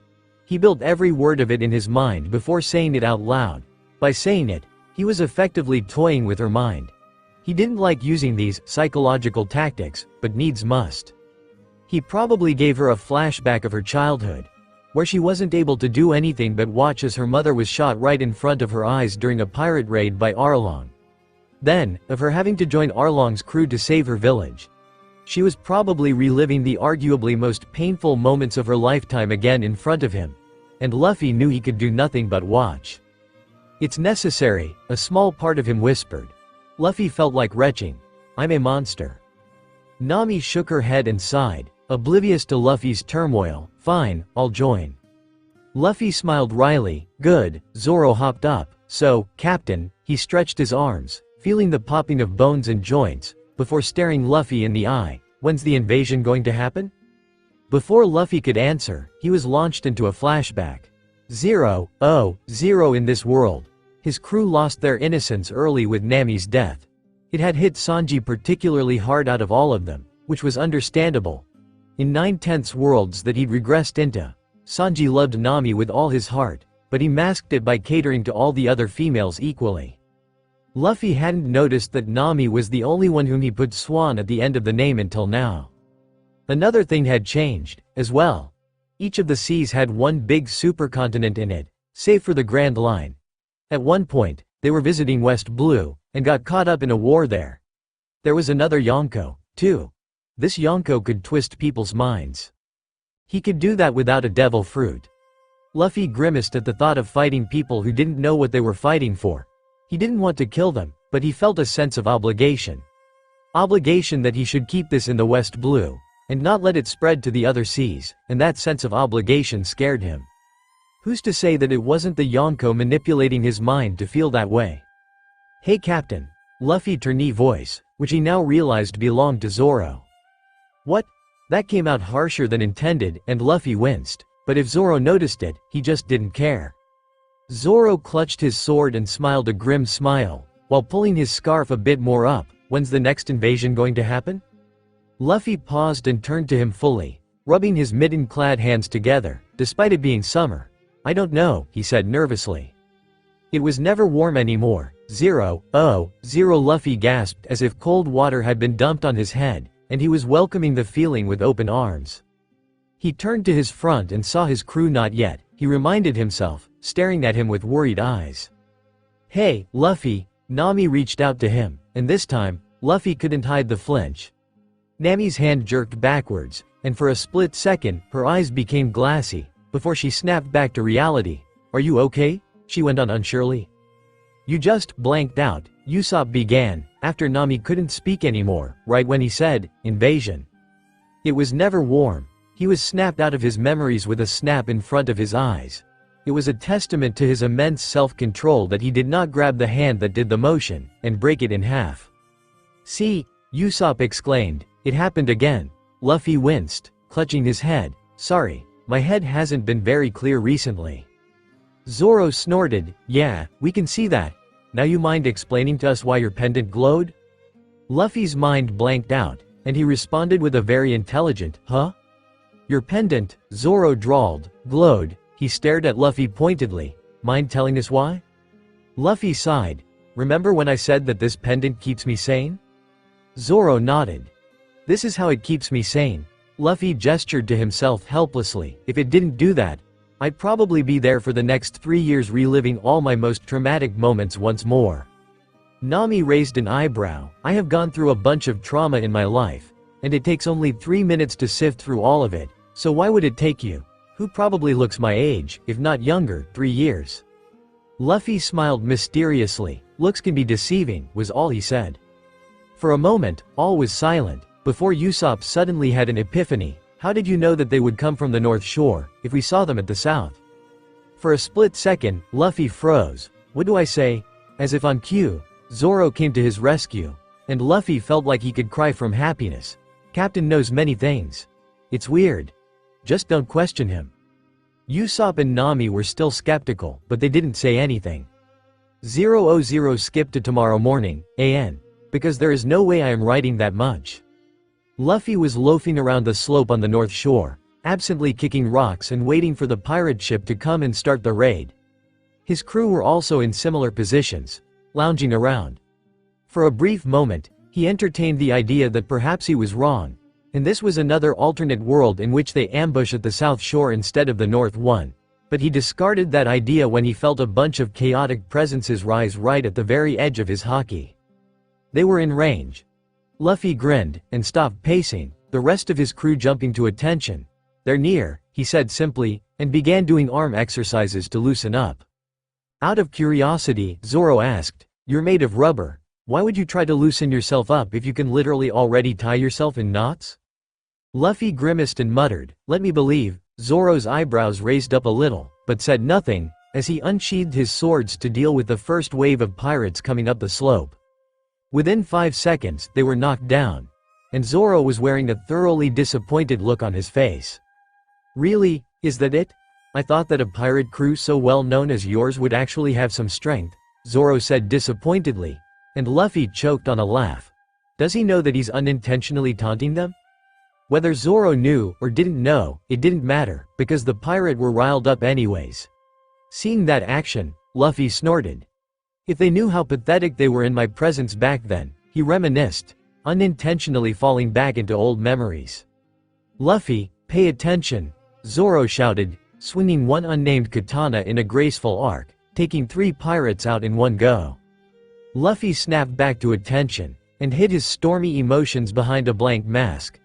I'm back at the beginning now.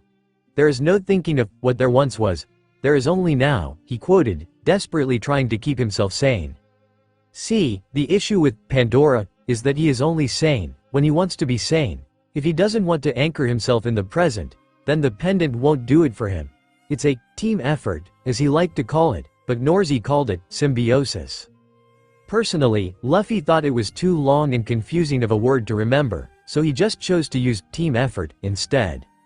Absently, Luffy cocked back a fist and let it fly, letting the slight wind pressure on his fist roll off of it, decimating everything in its path. Granted, Luffy was pretty weak at this moment, so all it did was take out around 5, maybe 6 or so pirates.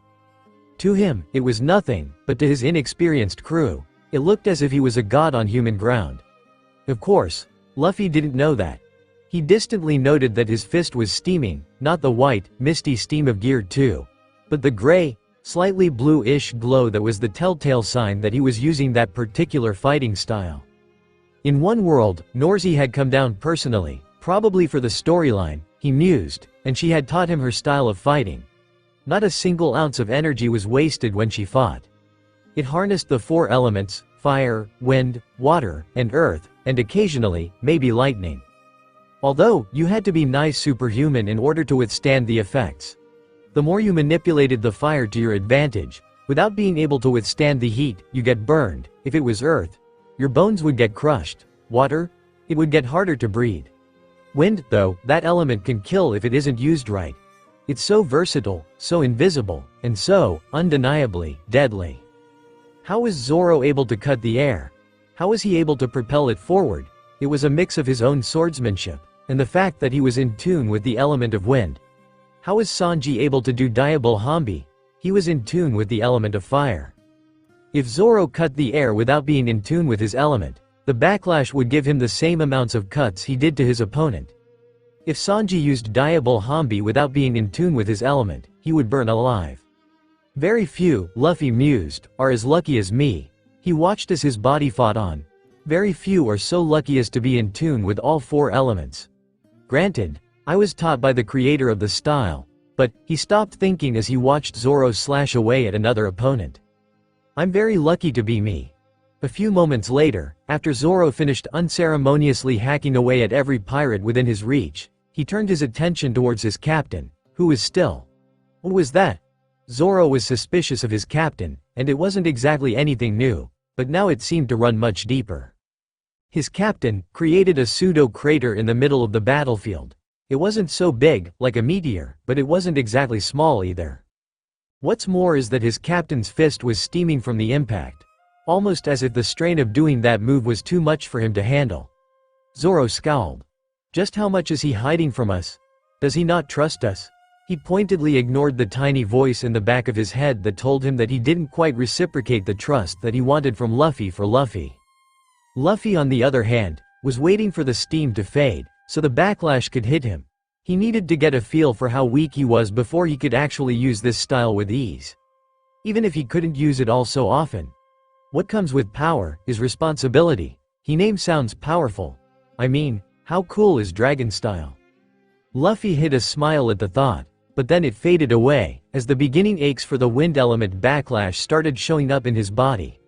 He noted the steam around his fist dissipated, leaving it normal. After a few painless moments, Luffy frowned. I'm not so strong that I can bear the backlash, am I? No, I'm not supposed to. He didn't even get the chance to finish his sentence before he erupted in pain. It felt like his limbs were searing open, and hot, sticky blood flowed down his chest, onto his stomach, and dripped on the ground. He could feel the biting, cold air, which was normally so refreshing, seemed to attack his innards. After what seemed like an eternity, the pain stopped. Luffy looked around, taking in the surprised faces of his crew and the other pirate crew, as well as Kuro. When did he get here? Then, he looked at himself. It was another testament to his immense self-control that he didn't hyperventilate, or scream, or do anything of the sort, at the sight of what was formerly once his chest. Well, he mused aloud, not going to do that again. Luffy stayed looking at the mangled piece of flesh. That was his chest with a blank expression. Nami and Usopp were green in the face, and Zoro was slightly pale, while Kuro seemed more confused than anything. His chest was ripped open, and blood was gushing out at an accelerated rate. Through the haze of blood, if you looked closer, you could probably see his heart pumping, and well, wasn't that a sight? Why would you do that? Kuro questioned. Luffy turned his attention to Kuro, who for all his life, seemed that he couldn't find the answer to the simplest question possible. What do you mean? Luffy asked in response. Kuro hesitated. You used a fighting style that was no doubt made for people who could withstand the backlash. You can't. And even though I don't know you, I know that you have enough combat instinct to know when not, and how to fight your battles, so why? Luffy stayed silent for a moment, before throwing his head back and laughing. Just the mere sound of it gave chills down everyone's spine, and when Zoro sneaked a look at Kuro, he was floored by the glint of fear in his eyes. That was a pirate captain who had no doubt seen death and destruction, and had no doubt caused even more during his time alive. So why was he fearing Luffy? Then Zoro remembered, he doesn't know Luffy the way I do. But then again, Zoro frowned, do I even know him at all? Not for the first time, he wondered who his captain was. Someone with that strength, he figured, should not be in East Blue, but already be far into the Grand Line. A niggling feeling in the back of his head told him otherwise, but he ignored it. Kuro, Luffy wheezed in amusement, his eyes gleaming with killing intent. You don't know me at all. For a moment, Kuro was silent. He would have liked to think that he was silent because he was figuring out his next move, but no, Captain Kuro, of 1,000 plans, was frozen in fear. All of a sudden, he was catapulted back into a cliff. When he felt his back make contact with the rocky cliff wall, his mind blanked out for a few seconds, and he coughed out blood. Then, slowly, his surroundings hazed back in. And once they did, he wished they didn't. Luffy was standing there perfectly, despite his chest being torn open, and his guts practically spilling out. His eyes were narrowed, and his lips were pulled back into a snarl, and his fist was clenched. For a split second, his arm flickered black, and for Kuro, who didn't know any better, he thought Luffy was the very picture of death itself coming for him. He wasn't that far off, either, though. Luffy lunged back, and put his weight on his back leg, before pushing off in a cloud of dust. Luffy cocked his fist back and let it fly towards wherever he felt Kuro was. In the split second that his punch landed, Kuro dodged, just barely. His eyes were wide, and his glasses fell off. Luffy may have not hit Kuro, but he hit his glasses. You have a devil fruit? Kuro's voice was quiet, almost as if he couldn't believe what was going on. Luffy let his fist return back to his arm. Yeah, he replied, short and succinct, I have a devil fruit. Unlike in his original timeline, Kuro didn't seem to be looking down on him anymore. Instead, he seemed to be going into an even more guarded pose, almost as if he was ready to go on the defensive. Luffy frowned. Why is he hunkering down? He fights offensively, so why is he becoming defensive? Luffy eyed Kuro's form with skepticism. It's like he's a tiger, who's trying to fight an elephant like an elephant. That's a quote from Dangle. It's dumb. Luffy grunted and cocked his fist back, best not to think about it. With nearly inhuman speed, he shot out his fist fast, and again, almost hit Kuro. Luffy grit his teeth, and retracted his fist from the cliff. Forget being like a tiger, he's a freaking snake. After another miss, Luffy's expression was so dark, Akainu would be running for the hills at the sight of it. Kuro was shaking in his knees just by looking at it, and he was pretty surprised he was even standing. Who is he? All of a sudden, Luffy relaxed. His expression went from dark, apoplectic rage, to a calm, blank expression. Then, he bit his thumb. For a split second, Kuro felt indignance and confusion well up inside him. Despite the fact that there was such a huge power gap in between them, that he knew he couldn't beat, so he had no choice but to just go with it. Then, he saw the rubber man's arm grow, and grow, and grow again. Kuro was fairly sure that he'd pissed his pants. Gomu Gomu no.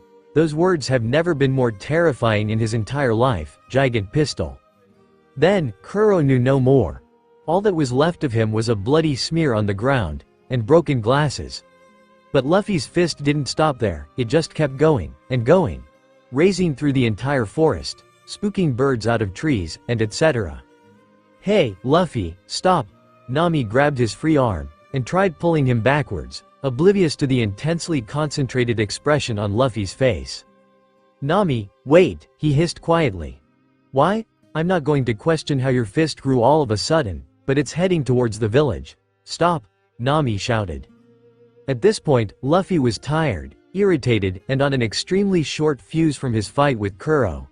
It was really a miracle that he somehow retained enough self-control to talk to her evenly without doing anything he would regret immediately.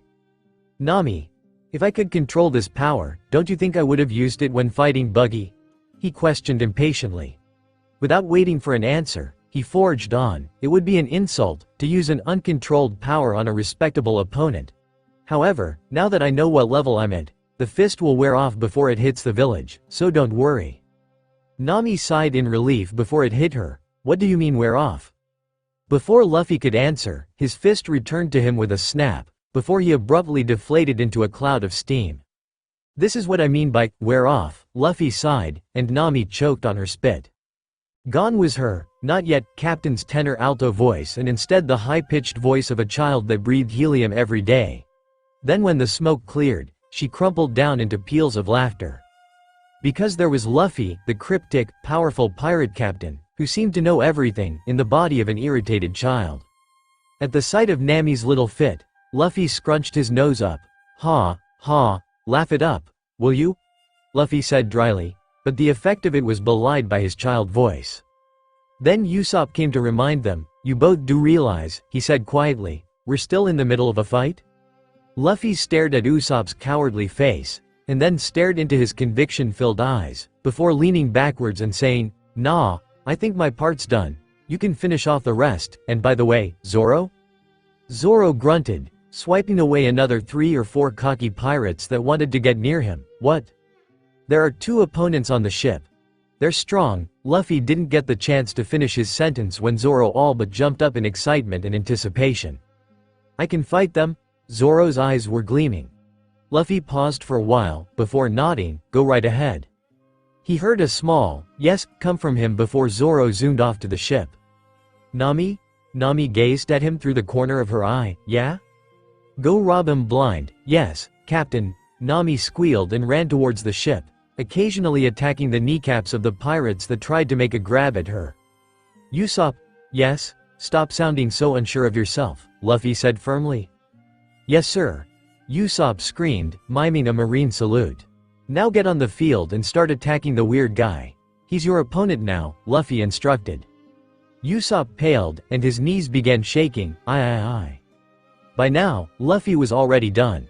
He wanted nothing more than to go back onto the open sea, nothing more than to leave Syrup Village with his sniper in tow, because every moment he spent here, he risked going back into one of his more dark flashbacks commanded, his tone brooking no room for defiance or argument. Usopp sagged, and grabbed his slingshot in such a familiar way. It sent chills down Luffy's spine. Got it, Luffy.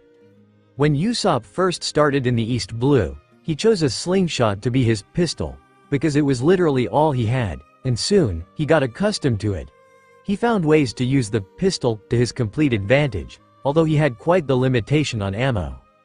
Despite doing everything he could with his pistol in the first timeline, he never found the need to improve. Once he entered the Grand Line with Luffy, however, improving was no longer a choice. When in the Grand Line, he created a fast-drawing way of pulling out his slingshot and setting it into motion, very similar to Zoro's sheath and resheath technique. In East Blue, he drew his slingshot up and then set it up and aimed. In the Grand Line, he set his ammo into his slingshot while he was bringing it up, and calculated the aim before he started the entire action. The entire process took around 1 second in Paradise, and 0.25 seconds in the New World. The Usopp from now was clumsy and unrefined, but Luffy could still see a few pieces of that quick draw technique that Usopp had invented during his time. What? Luffy's eyes widened, But he immediately wiped his surprise off and put on a mask. Not his general blank mask, but a mask of the expression he was wearing when he told Usopp to do the deed. Sitting back, he distantly noted that he popped back up into his fully sized form not too long ago. He watched as Usopp fought Django from a distance, as Zoro smiled as he fought Siam and Butchie, and as Nami stole everything on the ship that wasn't tied down, and a few of the things that were. Satisfied that things were going in the right direction, he closed his eyes and slept. 0, 0 Luffy awoke in a dark room. For a few moments, he stayed still. Then, he heard the clickety-clack of footsteps rise up behind him instead of whipping around, and settling into a fighting stance, which was probably what he would have done if he were a lesser man. He simply smiled, and turned around. "NorZi," he greeted simply, gesturing with a hand to a chair he created in the dreamscape. NorZi smiled tiredly and nodded, before settling down. "Luffy," she replied. For a moment, all was silent. "What's wrong?" Luffy asked, concern etching itself onto his features. NorZi hesitated for a moment before answering, "I may or may not have sent your crew back in time as well." Luffy's smile froze on his face, and his fingers twitched. "What?" he whispered in growing horror. "If they remembered everything, then they'd have to suffer. He went through all of that pain to make sure they didn't suffer. He didn't want them to suffer. Why are they suffer?" Luffy calmed down. NorZi shrieked, and a cold bucket of water splashed on him. His pendant glowed fiercely, before dimming. Once NorZi was sure that Luffy wasn't going to explode, she elaborated, "They don't remember all the regressions, only the first, and, even then, it's not like they actually have their memories. You can call it more of a gut feeling, if you will. They will get the general feeling of what to do, where to go, but they won't remember it, if you get what I mean." Luffy nodded slowly. "So, my crew will be there?" NorZi nodded, before pausing, then shaking her head. "So, my crew will be there, but they won't be there," Luffy corrected. This time, NorZi just nodded in response. "Sorry," NorZi fidgeted, "it's just that you are by far my favorite character because of both your simplicity and your complexity, so I wanted to make sure that you're not quite, alone in this world. I recently got my power back, and now I have to manage the whole multiverse again. We won't be able to talk as often, Luffy," she said remorsefully. "I'm sorry." Luffy was silent throughout the whole explanation, but once NorZi finished, he rapped her on the head with his knuckle and replied, "Don't be. You did all you could, and I thank you for that." NorZi smiled again, before wincing. "Yeah, one more thing, Luffy," she added, "I'm strengthening your pendant. By the time you wake up, you won't be able to regress anymore." NorZi's eyes began glowing, and the black dreamscape started fading to white. "The loop is broken." 0, 0 Luffy woke with a start, and felt tears pooling in his eyes. Instinctively, he looked down at his pendant, and froze at the sight of it. Instead of a light, shimmering, ocean blue, it was now the same color as NorZi's skin, maybe slightly darker, with lines of white crystal running through it. Even the feel of it was different. Now it was warmer, and it burned with more hope than ever before, which only served to remind him that the thrice-damned time loop was gone. Hidden hope, indeed, Luffy mused, before bursting into tears. "Oi, Luffy!" Usopp cried. "What's wrong?" Usopp shook his shoulders. "Oh, when did they finish their battles?" Luffy sniffled a bit, and then took a good look at Usopp. After what NorZi told him in the dreamscape, he could no longer regard Usopp as a blank slate. Usopp was not just Usopp this time, it was his Usopp. The one that he made Nakama with since the beginning. Knowing this, Luffy just burst into tears again. "Usopp," he wailed, and latched onto the long-nosed sniper, crying his heart out, blubbering random words that only made sense to him and him alone. "Yeah, there, Usopp patted his back unsurely, and his aura twisted in confusion. Once Luffy calmed down enough to talk without bursting into tears at the sight of every small things, he croaked out, "Nothing is wrong." He looked out at the hill of beaten and bloody pirates. "I just feel a lot more lighthearted, if you get what I'm saying." Nami smiled uneasily. "Sure, I get it." Zoro frowned, but said nothing, and for a few moments, all was silent, and Luffy reveled in it, stewing in his thoughts, before deciding on something. "Hey Usopp!" he exclaimed cheerily. Usopp, whose most recent vision of Luffy included the rubbery teen turning Kuro into a bloody smear on the ground, reacted negatively, somewhat. Usopp? I don't know any Usopp? Do you? The self-proclaimed not Usopp laughed deeply, and began running around in circles for no apparent reason. Luffy felt an exasperated bead of sweat roll down his chin at the display, and he was quite sure he wasn't the only one. Behind him, he could hear Nami's palm slap her forehead, and Zoro mutter something unintelligible under his breath. Choosing to ignore it, Luffy forged on, "Join my crew." For a few seconds, everything was silent, save for the sound of breathing and Luffy's light chuckles that carried over the wind. Then came the thunder. "What? Ouch, you didn't have to be that loud, you guys," Luffy grumbled, sticking a finger into his ear and pouting like a child. How can you be so bipolar?" Nami seethed. "One moment you are like God on human ground." Luffy was getting split-second flashbacks at that sentence, and the next year, Nami gestured wildly to Luffy's idiotically smiling face. "This. Okay, do not ever say, God on human ground, ever, number one. Number two. There are worse people on the Grand Line. And that's where my goal is," Luffy corrected. Nami raised an eyebrow. "Why can't I say, God on human ground? I can say that if I want to, you know," but she stopped, seemingly waiting for Luffy's explanation. Luffy sent a grateful look at her. "Tell me what you know of the Celestial Dragons, and then we'll talk." Zoro stepped forward. "Celestial Dragons, who are they?" he questioned, mild curiosity in his tone. Luffy's breath hitched, and he waited for the inevitable flashback that would come from hearing those words. When nothing came, he peeked open his eyes. When did he close them? To see his completely befuddled crew. Out of curiosity, he stared at his pendant, which was sitting on his chest, the white crystalline lines on it, glowing innocently, before dimming. Huh. She did make it stro. Okay, setting aside the fact that your pendant looks different, glows different, and feels different, mind telling us about the Celestial Dragons first? Usopp said slowly at first, but then sped up as the sentence went along, the undeniable tinge of excitement and anticipation in his voice. That completely defeats the purpose of you learning it for yourself, though, Luffy pointed out, still stubbornly refusing to tell them anything. Yeah, but why should we figure it out ourselves, when we literally have a human dictionary right here? Nami countered swiftly, grinning like a loon. Luffy grinned. Doesn't matter, my answer's still no. Zoro frowned. I don't care whether you tell us or not, I just want to know. Zoro hesitated. Why did you kill him? I know he was evil, but did you really have to turn him into a bloody smear on the ground? Luffy then became distinctly aware of the discomfort that was almost stifling in the air. Luffy's mouth flopped open like a fish trying to breathe air. I have my own reasons. At Luffy's denial of an explanation, Zoro's lips formed a thin line, and he nodded stiffly, almost robotically. Then, Cap'n. I don't think things will be the same between us now that they saw the darker side of me. Luffy thought blankly. Even after so many years, after so many loops, why do I feel like I've gotten worse? Hey, Usopp, Luffy asked quietly, what do you think you'll do now? Usopp turned to Luffy with a mildly confused look in his eye. What do you mean? Luffy grimaced. Kuro's now a bloody smear on the ground, and no one knows why. Luffy heard Usopp's breath hitch. What are you going to do? Usopp looked at the ground and clenched his fists. I don't know, I want to explain to Kaya, but I'm afraid. He admitted, I'm afraid that our entire relationship will be ruined because Kuro died.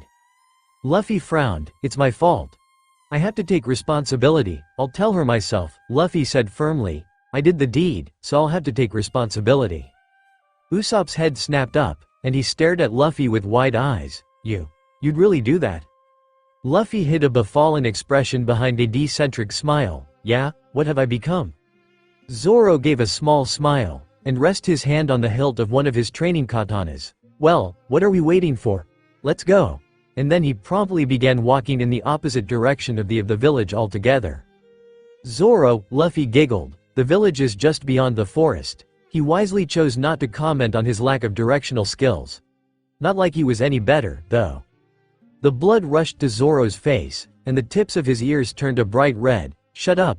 I knew that. He muttered the last part, before pivoting on his heel and grumpily stalking away. Not like Luffy was any better, though. Meanwhile, Kaya was unsettled. Kuro wasn't seen since morning, and Mary was found, bleeding out on the ground, babbling ridiculous phrases of how Kuro is a pirate, and he's going to kill you, Kaya Ojou. Mary was currently recovering from the blood loss and was asleep, although he still had an unsettled expression on his face, and that terrified Kaya more than ever. That, coupled with the bad feeling she had since she woke up that day, didn't make her all the more confident on Kuro's whereabouts. Which is why she was currently wrapped in a shawl, and outside her mansion, trekking to the northern shore. Her feet were silent against the soil and grass, and the air was fresh against her skin, and then she heard it. The telltale sounds of a battle, not like she's actually ever seen any in her lifetime. She hid behind a tree trunk and watched the battle unfold. She watched as Usopp was fighting with ease, as if he'd done it his whole life. Kaya never actually believed Usopp when he told her tales of supersized goldfish and an island of giants. She believed they were all just lies, no more, no less. But when she saw him fight, she couldn't help but feel that maybe it was something else, that maybe, by some crazy twist of fate, that all those stories were true. Then the fight ended as soon as it began. The huge ship's masts were destroyed, and two people, one fat, one thin, dressed in terrible cat costumes, tumbled out with bruises and cuts all over their bodies. The weird one that fought with chakrams was on the ground, spent and broken, seemingly having gone through severe trauma, if the haunted mutterings he was speaking was anything to go by. She came too late to see the battle between Kuro and Luffy, so she couldn't witness the intense beatdown that had occurred. She could, however, see the kid with the straw hat lounging around on a rock sleeping as if there wasn't a battle raging around him. Then she saw him wake up and hug Usopp like they were childhood buddies. At the sight of it, she felt a small twinge of jealousy in her heart that she stamped down with a vengeance. She saw them have a conversation, seemingly fun banter, but she was too far to make out what it was. So, with great apprehension, she moved forward to get a better range. "Are you going to do now?" the straw-hatted one asked in Usopp's direction. Usopp froze. "I don't know, there's nothing I can do. I hope Kaya doesn't hate me. Kuro's dead," a bloody smear on the ground. Kaya's brain shorted out. Klahador's dead? All at once, the memories of their fun times came to her mind, and she felt a tear roll down her face. Stifling a sob, she moved a bit closer to listen better. "It's my fault, so I'll take responsibility for it," the straw-hatted teen said. Then her ears muted out. That Straw Hat kid killed Klahadore. Why? How? And Usopp. She watched him laugh before an unfamiliar hatred welled up in her stomach. How can he still laugh? Kaya never felt her vision tunnel and skew up. By that point, she had enough. She turned around, snuggled deeper into her shawl and silently walked away, feeling the rage inside her simmer down and then freeze over. "I'll make him regret lying to me, this time," she resolved.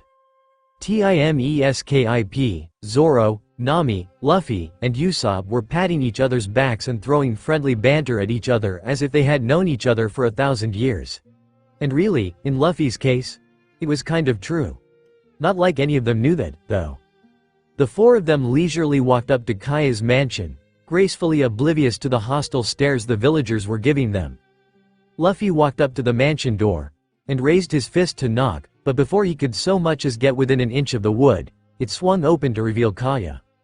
A very puffy-eyed Mad Kaya. If Luffy were a lesser man, he would have taken a step back, and maybe flinched and fidgeted under her hard gaze, but he wasn't. "I turned Captain Kuro of the Kuroniko Pirates, formerly Klahadore, into a bloody smear on the ground," he said bluntly, before pausing. "I would apologize, but that would be a lie." Kaya's lips pressed together into a thin line, and if it was possible, Usopp was sure that her eyes became even harder after that sentence. "I know," her voice was frigid, "I saw everything." For a moment, the world froze around them, and Usopp's heart accelerated in fear. "You saw everything?" he whimpered. "Are you? Am I mad?" Kaya interrupted, her eyes flashing with untold irritation and rage. Yes, I am." She took a step forward, and Usopp could see Luffy tense imperceptibly, and his pendant glow an ominous dark purple-blue. "How dare you lie to me?" she whispered, raising her hand above her head. "How dare you?" she screeched, and she swung down. Usopp flinched from her hand, and put his hands up into a reflexive block, but instead of the slap he was expecting, he was pulled into an embrace. "How dare you?" she sobbed into his shoulder, You lied to me, Usopp. You said you were happy here, content with telling me stories every day. Usopp, you lied to me. Just like that, all the fight drained out of Luffy as he watched Kaya cry into her, fretting that one phrase like a mantra over and over again. So that's the presence I was feeling back there. For someone in the blues, she's scarily good at hiding her presence, Luffy mused. Once Kaya calmed down, she reluctantly lifted her head from Usopp's shoulder and smiled brightly despite the tears leaking down her eyes. If you want to be a pirate, Usopp, I won't stop you, you're my friend. Just, please, be happy. Usopp's mouth flopped open like a fish on land, but his eyes said words that his mouth couldn't say. Thank you, they seemed to say, thank you so much. Kaya grabbed him by the forearm and pulled him inside her mansion, but before she could close the door, she turned around and beckoned the rest of the crew inside as well. Once they were all inside, Kaya led them through a series of passages underneath her mansion until she led them to a cavern that connected to the ocean. And inside that cavern, a ship was held. She wasn't much. Definitely not fit for the Grand Line. She was a caravel, after all. But by Oda and Norzira and any other holy gods out there, would she try? She was the Going Merry, after all. And she was going to sail with the Pirate King the entire way. Whether the world wanted her to, or not. That was her dream, after all.